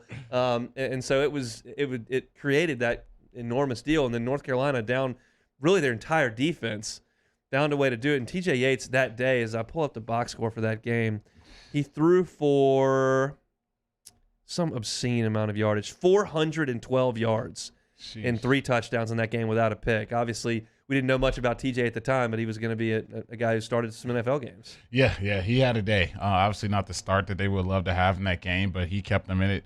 Big post route for a touchdown to really get the momentum back in their favor. And you see why the NFL holds some of these guys in high regards. You go out there and you throw for that many yards against LSU defense, who had a ton of NFL guys on it. It's pretty impressive. And just to be a touchdown pass away from beating LSU in the opener, that would have been a great notch under his cap, but LSU found a way to get that done. Get that heater system check from AccuTemp, just $59 for them to come out and make sure that heater's running efficiently and can help you out as the winter months approach us again. Text HEATER to 31996. AccuTempBR.com. AccuTemp, service to the highest degree. When we come back, we'll have a player who was on the field that day as LSU held off North Carolina 30-24 on today's Throwback Thursday. Holding down the middle of the day. This is Hunt and Hill. We opened up the playbook and expanded our coverage. Listen daily in high definition on 98.1 HD2. We are 104.5 ESPN Baton Rouge. There it is, the extra mile, on the border of expected and extraordinary for those willing to go further, like vans customized for work or play, with safety and tech to keep you connected, supported by a 5-star sales, service, and finance team, and backed by the 1-star you know. So go the extra mile. It's never crowded, because so few have what it takes to go there. Mercedes-Benz Vans. Crime has serious consequences, but anyone can make a mistake. If you find yourself in trouble with the law, know that you have rights, and it's okay to demand them. The law offices of O.C. Brown are here to protect you and your rights. Felony or misdemeanor, DUI or drug charge. No matter what crime you're accused of, you still have rights. Let the law offices of O.C. Brown uphold them. Call 225-343-1111. Your law firm for a lifetime. I've been doing business with Luba for 25 years. They're dependable, trustworthy. It's just the attention to detail with our clients. Our folks have years and years of experience. They're highly trained professionals, but many companies have that asset.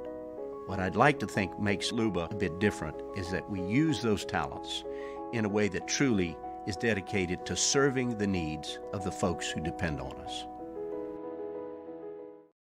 Are you a licensed contractor? There's lots of good contractors in Louisiana doing work the right way, but unfortunately, too many unlicensed contractors are working outside the licensing requirements. Working as a contractor in Louisiana requires a license for the company doing the work. The Louisiana State Licensing Board for Contractors wants to help you get licensed to allow you to conduct work legally. It's not difficult to get the license. We can help you. Go to lacontractor.org for more information. Licensed contractors, it's the law. Gulf Coast Office Products is a nationally recognized Saban office equipment dealer based right here in Louisiana. Over 100 employees strong, Gulf Coast has the boots on the ground to support all vertical markets from education, engineering, legal, and finance. With the latest in office technology from desktop to production segment units, Gulf Coast and Saban have the perfect fit for you. Call 225-756-2644. That's 756-2644 for Gulf Coast Office Products. At All-Star Toyota, you get it all. If you're in the market for an all-new Toyota vehicle, come see our friendly and knowledgeable sales team at All-Star Toyota. Located in Baton Rouge at the corner of Airline and Goodwood, we've been serving our community since 2005 by offering a large selection of new Toyota cars, trucks, and SUVs. Get behind the wheel of your dream car and take a test drive at All-Star Toyota today.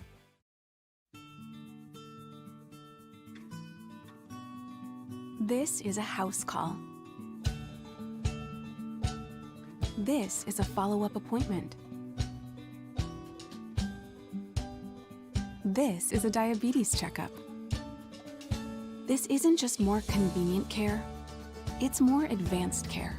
This is innovating healthcare at Louisiana's #1 hospital, Ochsner.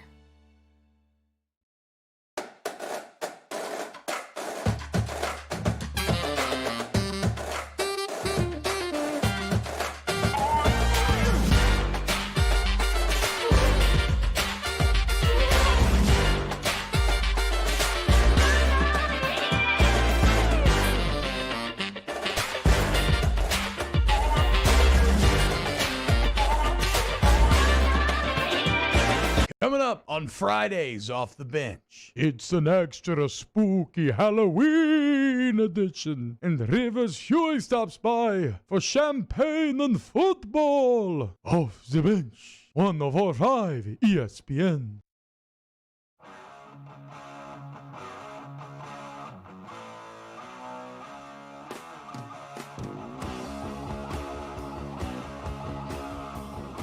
Hunt and Hill, 104.5 ESPN Baton Rouge. Just an absolutely ridiculous promo by T-Bob there about Halloween. And so now we'll go to the phone lines and welcome someone who I think still claims to be friends with T-Bob Hebert, but was certainly involved in the LSU North Carolina game in 2010. Josh Durasic is our guest. Josh, do you still claim T-Bob? I do, yeah. I get a lot of texts and phone calls about my buddy T-Bob.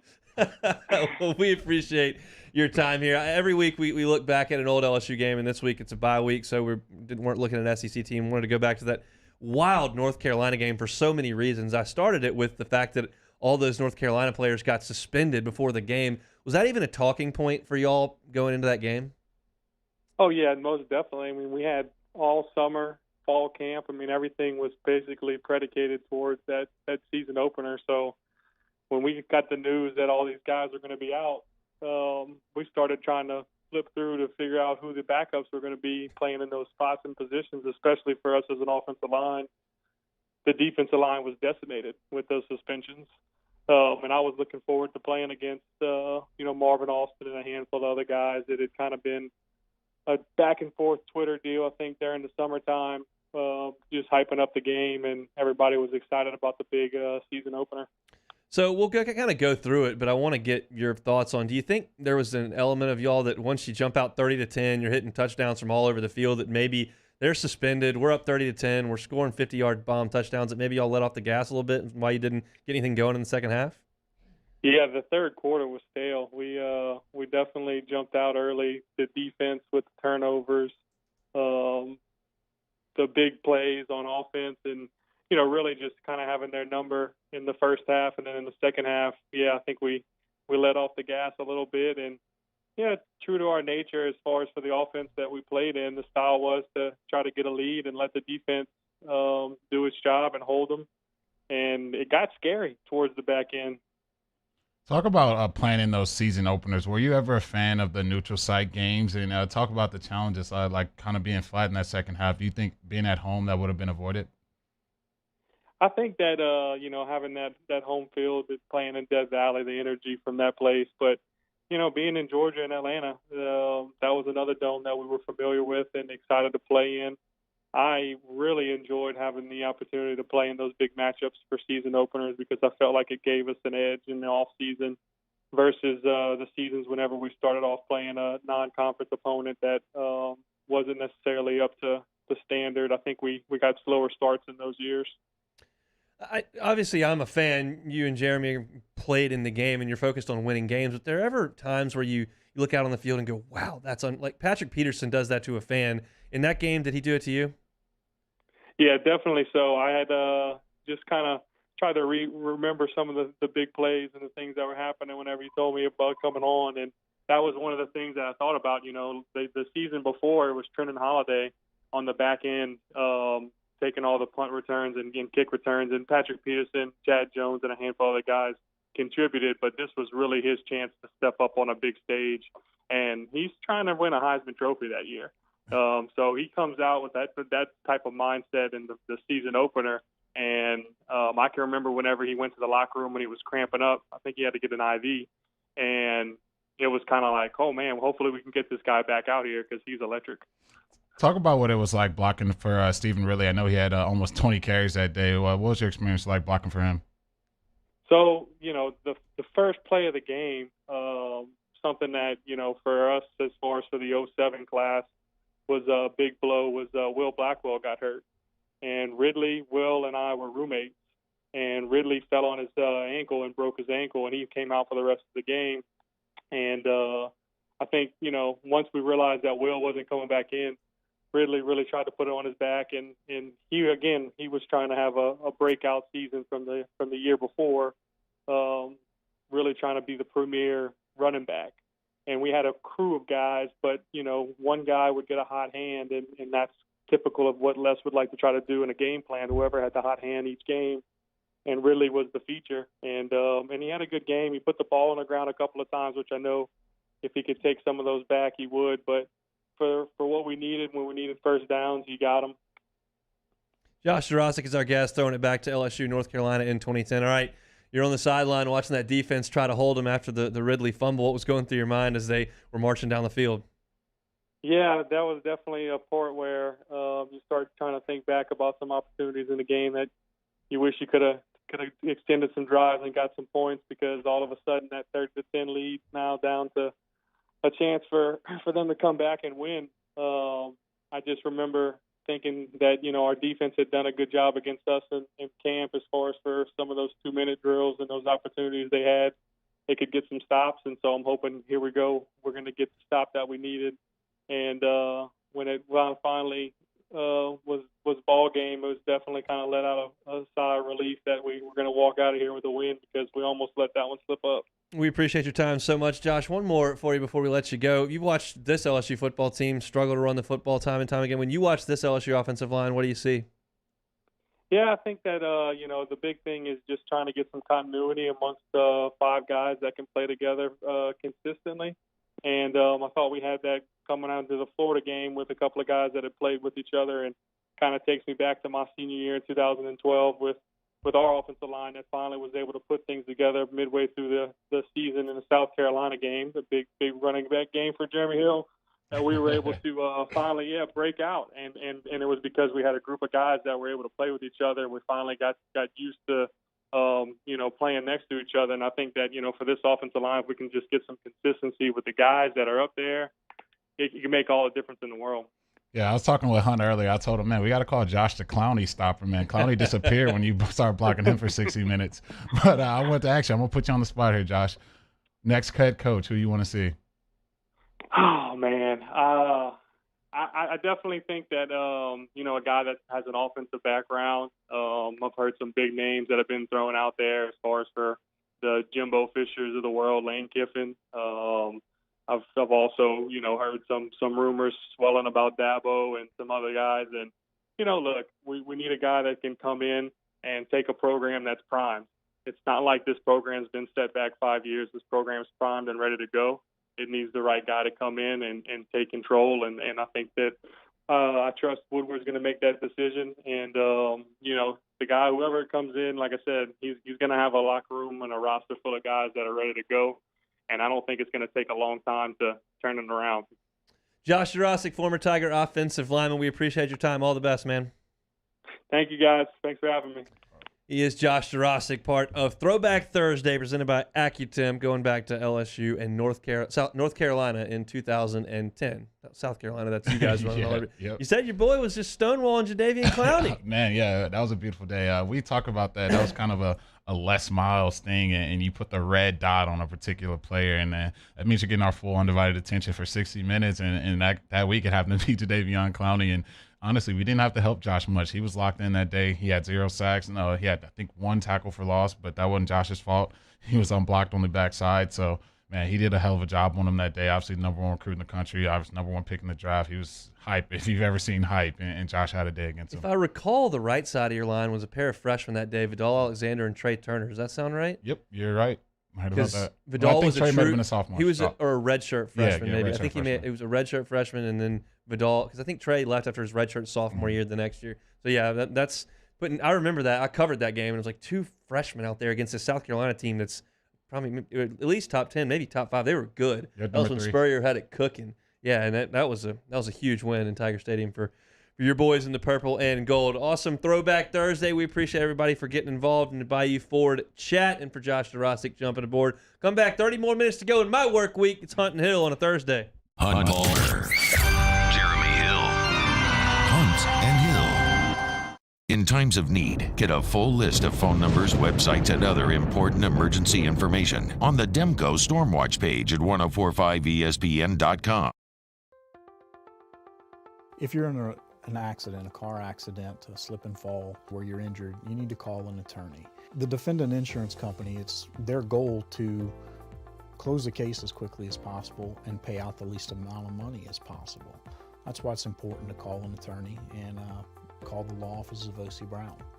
At the law office of O.C. Brown, we're a family-owned firm. We want to be your law firm for a lifetime. During these challenging times, we know your healthcare needs don't stop. Cancer, accidents, injuries, and heart disease are relentless.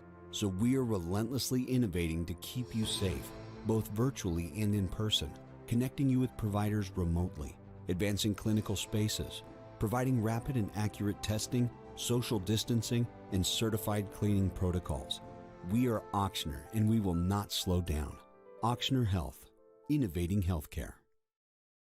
Starting in 1974, Central Plumbing has served Baton Rouge and surrounding areas for all of their plumbing needs. Through these tough and trying times, we want you to remember that the Payne family is here to continue to support and serve you. As a multi-generational business, there is no job that is too big or too small. Residential, commercial, industrial, hospitality, we're here for anything you need. 24/7, 365. Give us a call, 225-925-8552. It's no secret. The best oysters in Baton Rouge are at Jolie Pearl Oyster Bar. Enjoy mouth-watering South Louisiana flavor and oysters from all over the country. And don't forget our nightly drink specials.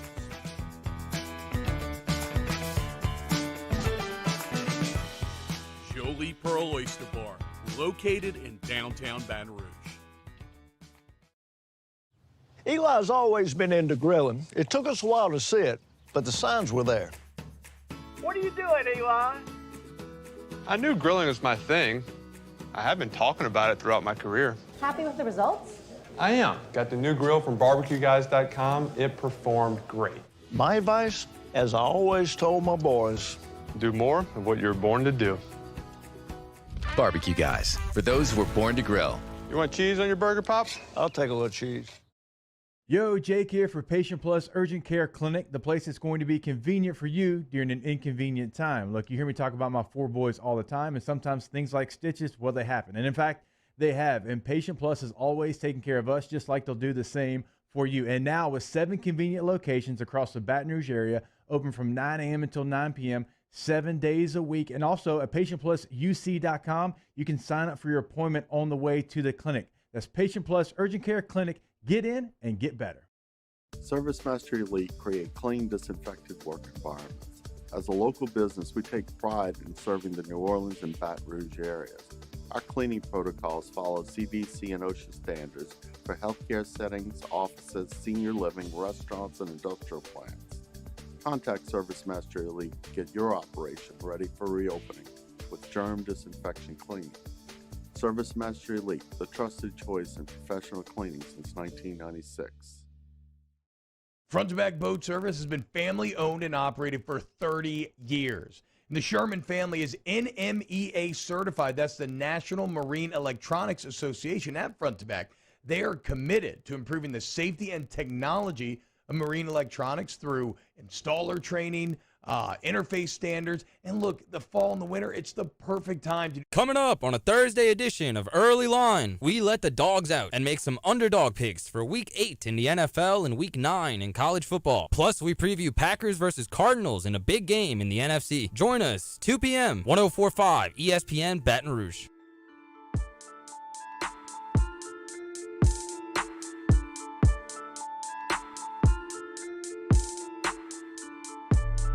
This is Hunt and Hill on 104.5 ESPN Baton Rouge. So we don't get into politics too much on this show or on this station, but I saw a story today that was wildly political and entertaining as well. So the state of Alabama had a law that said state employees had to retire at the age of 70. It had to do with their pension plan and how much you were paying in, how much you were taking out, and I'm going to get into the weeds of it, but you had to retire at age 70. And some Alabama fans in Congress, in Alabama's state legislature, said, oh my gosh, Bear Bryant is 68. Like, he's going to have to quit in 2 years. We got to change the law. So they went in and tried to change the law basically for one person, for the head, for Bear Bryant, so he could continue to coach at his leisure. And so Bear Bryant was like, yeah, I support that. Let's do it. Well, then you start getting into the courts, and who do you have in the courts? You've got Alabama grads and you've got Auburn grads. And so the Auburn grads are banging the table going, no, this is for the good of the state financially. We got to keep the pension plan in place. We got to keep, and the Bama fans are going, screw that. It's a stupid rule. We don't need to use it. And they went back and forth. It created a lot of controversy. There were, legal action was taking place. And finally, Bear Bryant threw his hands and was like, this is too much. I'm out anyway. And it turns out, unfortunately, Bear coached out that year, retired at age 68, and then died when he was 69 years old. So he didn't even get there. The story surfaced today because Nick Saban turns 70 this weekend. So if that rule was still in place, he would have to quit at this point.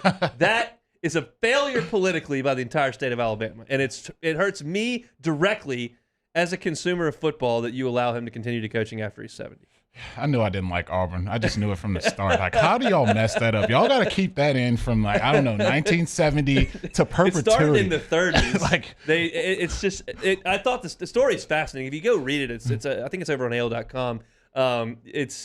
Because you know that state is so eaten up with this rivalry, and in this state it'd be like, oh well, let's just change the rules. Like, we would just do it. But in that state, you've got half that are going, absolutely not. You can't have it. Come on, Auburn. I mean, come on. Like, what are we doing? You got 3 mascot names. I can't even keep up with your mascots. Now you're ruining it. You could have knocked Bear Bryant off. You could have made sure Saban just didn't even think about coaching until 70. A little foresight, legislature. So how long do you think he's got left, realistically? It's an evergreen topic until he does quit. We were joking about it for the break. They're going to turn him into a robot and have him trotting up and down the sideline. Like, they're going to keep that brain operating and moving for perpetuity, I feel like. But if I had to put a number on it, I'd say, honestly, I think he's going for championships at this point. I think he gets to around 10. I think he may hang it up.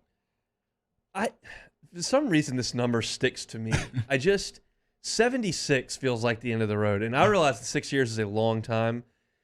You start talking about coaching at 77, 78. I mean, you can certainly contribute to society, absolutely, at 77, 78. But running a football program with those hours, it's just like, that seems like a lot. And I realize that we've got a president who's way up in age, and we just had one previous to him who's way up in age. So it happens. But like 76 feels like the end to me.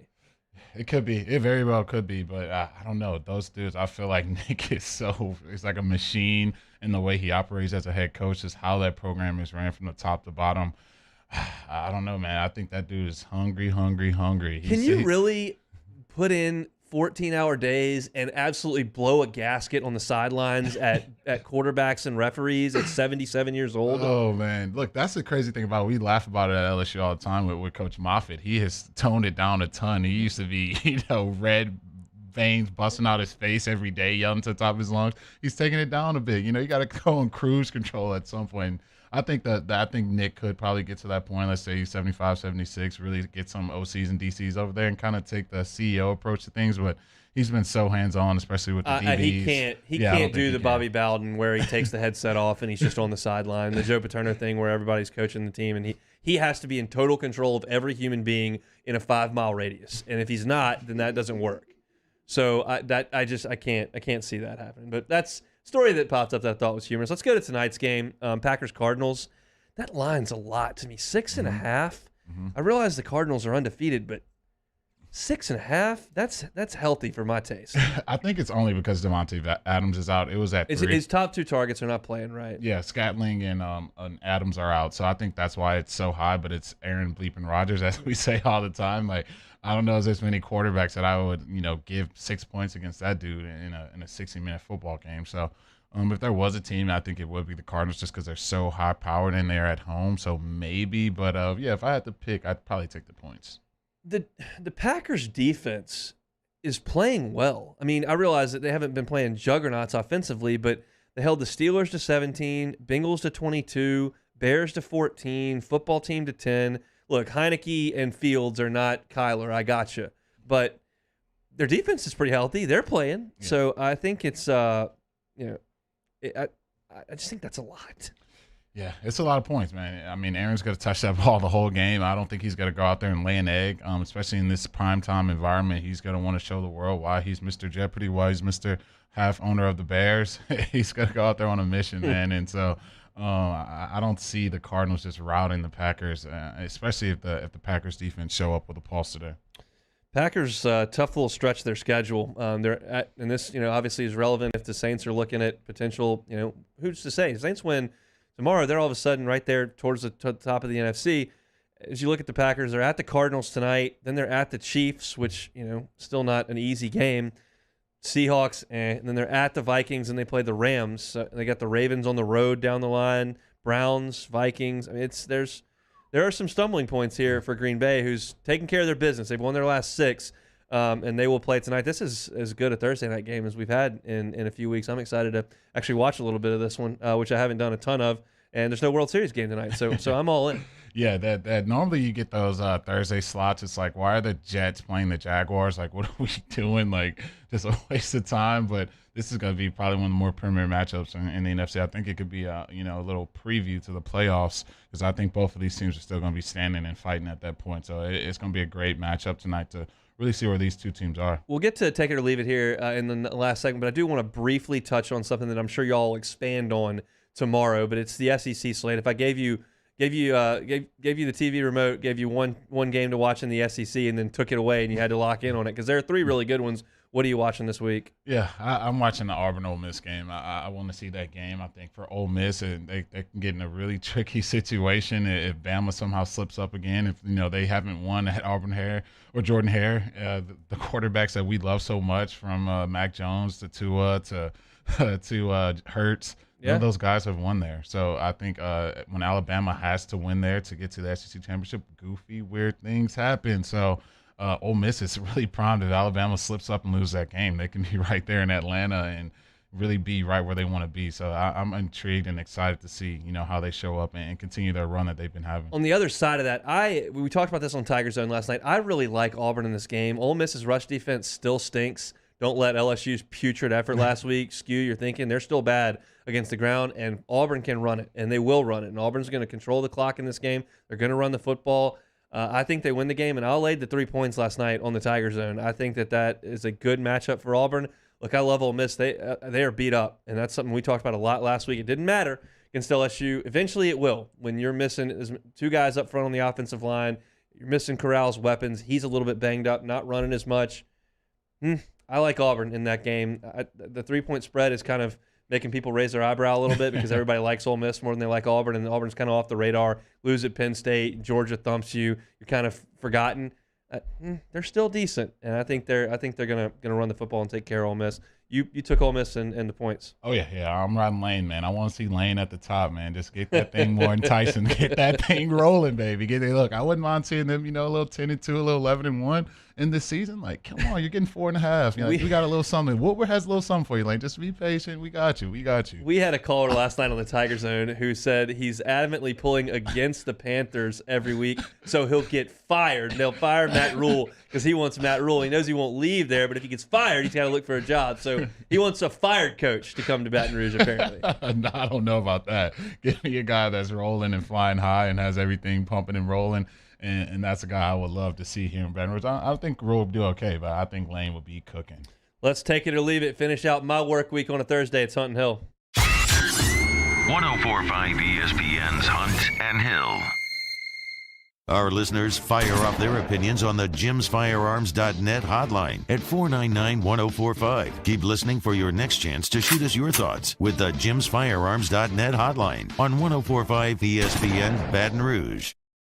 Tonight, we invite you to celebrate life, wherever and whenever you can, understanding that time is never on our side. Instead, gather up your friends tonight and share a few stories and laughs over a good bottle of wine. Or maybe a family meal that gives everyone a chance to reconnect and remember what's really important, whether it's for a birthday, an anniversary, or simply to remind someone special that they are loved. Rufino's, where Louisiana comes to celebrate life. Crime has serious consequences, but anyone can make a mistake. If you find yourself in trouble with the law, know that you have rights, and it's okay to demand them. The law offices of O.C. Brown are here to protect you and your rights. Felony or misdemeanor, DUI or drug charge. No matter what crime you're accused of, you still have rights. Let the law offices of O.C. Brown uphold them. Call 225-343-1111. Your law firm for a lifetime. I've been doing business with Luba for 25 years. They're dependable, trustworthy. It's just the attention to detail with our clients. Our folks have years and years of experience. They're highly trained professionals, but many companies have that asset. What I'd like to think makes Luba a bit different is that we use those talents in a way that truly is dedicated to serving the needs of the folks who depend on us. Are you a licensed contractor? There's lots of good contractors in Louisiana doing work the right way, but unfortunately, too many unlicensed contractors are working outside the licensing requirements. Working as a contractor in Louisiana requires a license for the company doing the work. The Louisiana State Licensing Board for Contractors wants to help you get licensed to allow you to conduct work legally. It's not difficult to get the license. We can help you. Go to lacontractor.org for more information.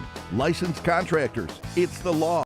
Gulf Coast Office Products is a nationally recognized Saban office equipment dealer based right here in Louisiana. Over 100 employees strong, Gulf Coast has the boots on the ground to support all vertical markets, from education, engineering, legal, and finance. With the latest in office technology, from desktop to production segment units, Gulf Coast and Saban have the perfect fit for you. Call 225-756-2644. That's 756-2644 for Gulf Coast Office Products. At All-Star Toyota, you get it all. If you're in the market for an all-new Toyota vehicle, come see our friendly and knowledgeable sales team at All-Star Toyota. Located in Baton Rouge at the corner of Airline and Goodwood, we've been serving our community since 2005 by offering a large selection of new Toyota cars, trucks, and SUVs. Get behind the wheel of your dream car and take a test drive at All-Star Toyota today.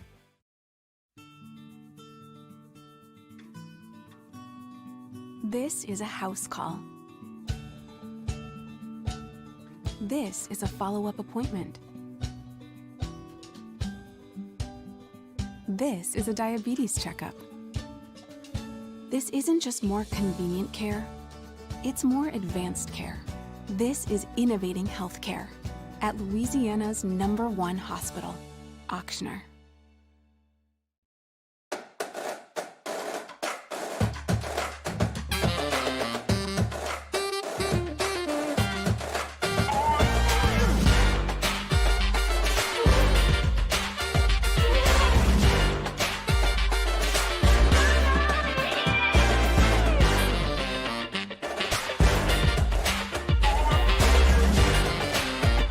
Hey, it's Matt Moscona inviting you to join us for Thursday's AFR, presented by the Aesthetic Medicine and Anti-Aging Clinics of Louisiana. We'll start to preview Saints-Bucks with Mike Triplett. Ryan Clark is in studio, and our Fantasy Blitz. Join us, 3 to 6, 104.5 ESPN Baton Rouge.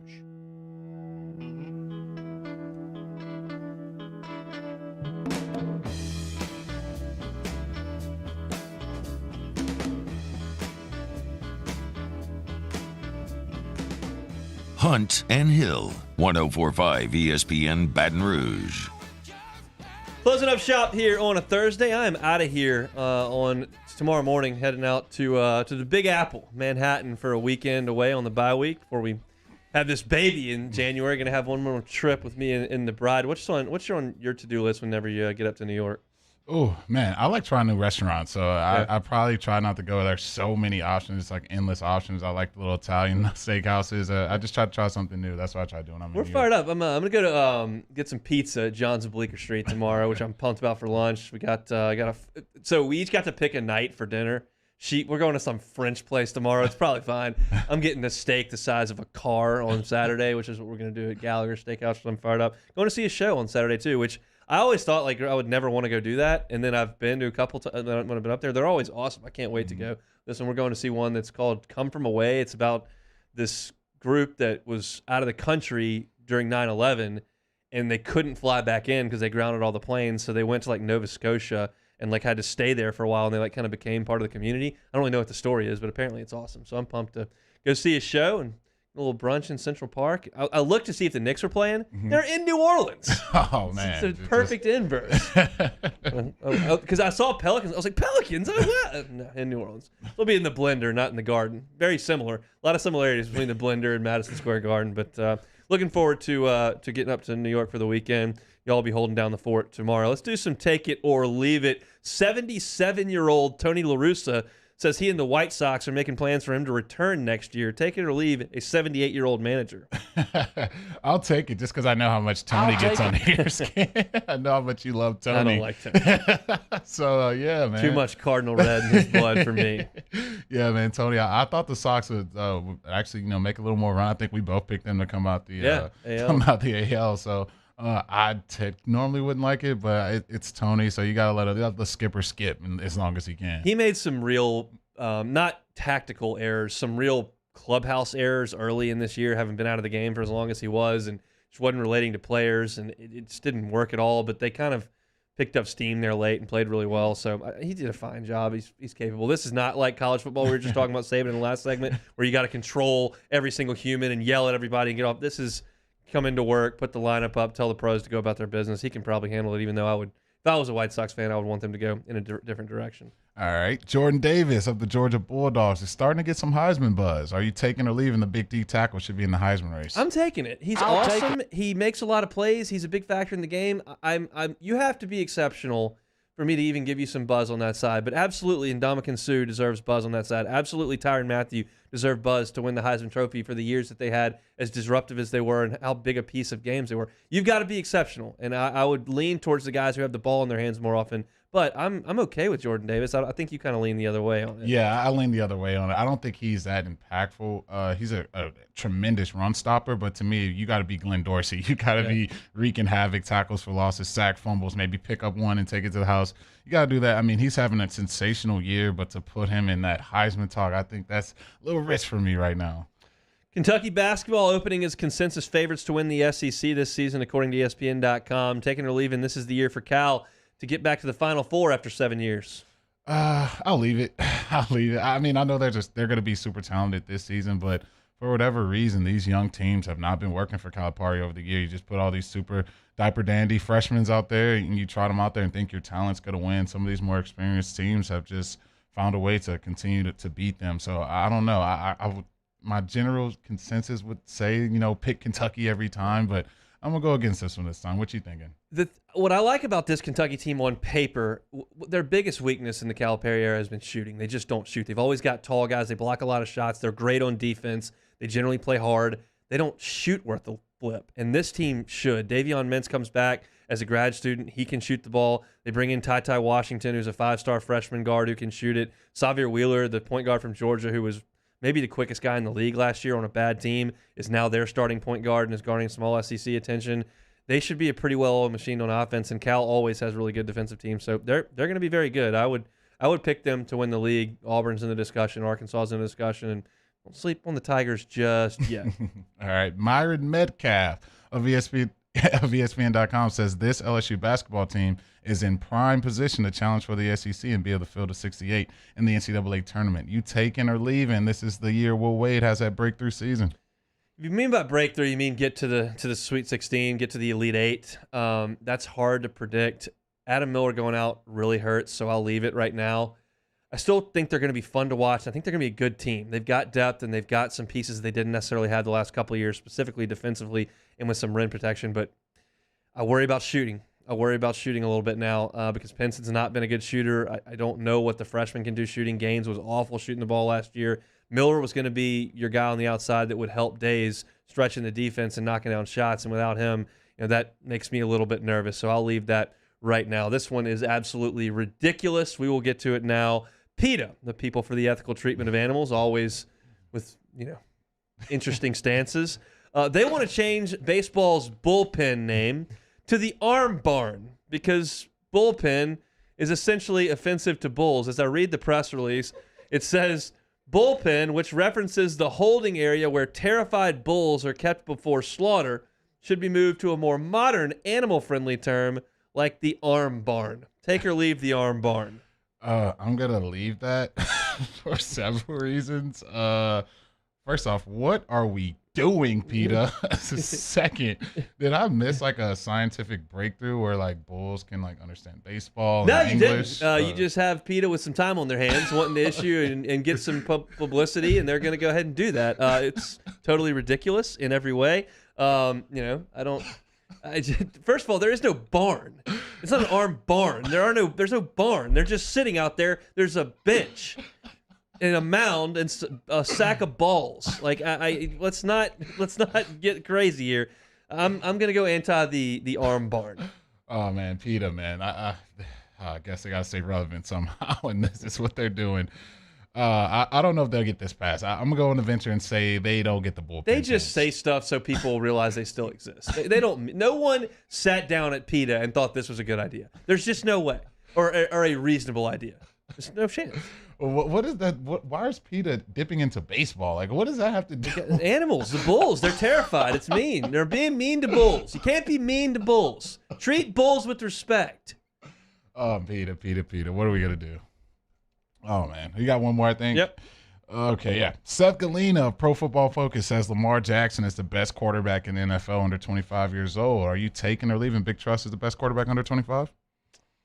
As I think about it, you got Kyler, you got Joey B, you got Herbert. I would probably go Herbert there, and I wouldn't feel super awesome about it, but it's what my gut tells me. I could dive into some more stats or break down some film, but I'm not going to. I'm just going to blurt out Herbert. What do you think? I'm going Kyler, man. The Kyler's just special to me. Flavor of the week. You're a flavor of the week guy. Dude, no, I'm not. Look. Let me make my point here. All right, this is why Kyler is better. Not only can he kill you the same way on the ground, he's just a way better passer than Lamar at this point. So more touch on the ball, more consistent actually, and Kyler is leading the league in completion percentage right now. That's well said. I don't think Lamar can do that. I just don't think that's in his cup of tea. So I'm gonna go with Kyler, man. I've been pumping that Kyler juice all year. I'm not gonna get off of it. So yeah, Kyler for the best under 25. That's it for me for the week. We appreciate Jason Kelly, LSU pitching coach. He jumped on at 12:15. You missed that. You want to go and hear it. He was awesome. Gave us some great insight on fall ball. Of course, we had our Throwback Thursday presented by AccuTemp. That was LSU in North Carolina from 2010. Thanks to Josh Durasic for jumping aboard. Matt Moscona going to drive you home this afternoon from 3 to 6 on AFR. Jimmy Ott's Game Time from 6 to 8. The boys coming up next with your early line. That's Mario and Musso. Jeremy's back with you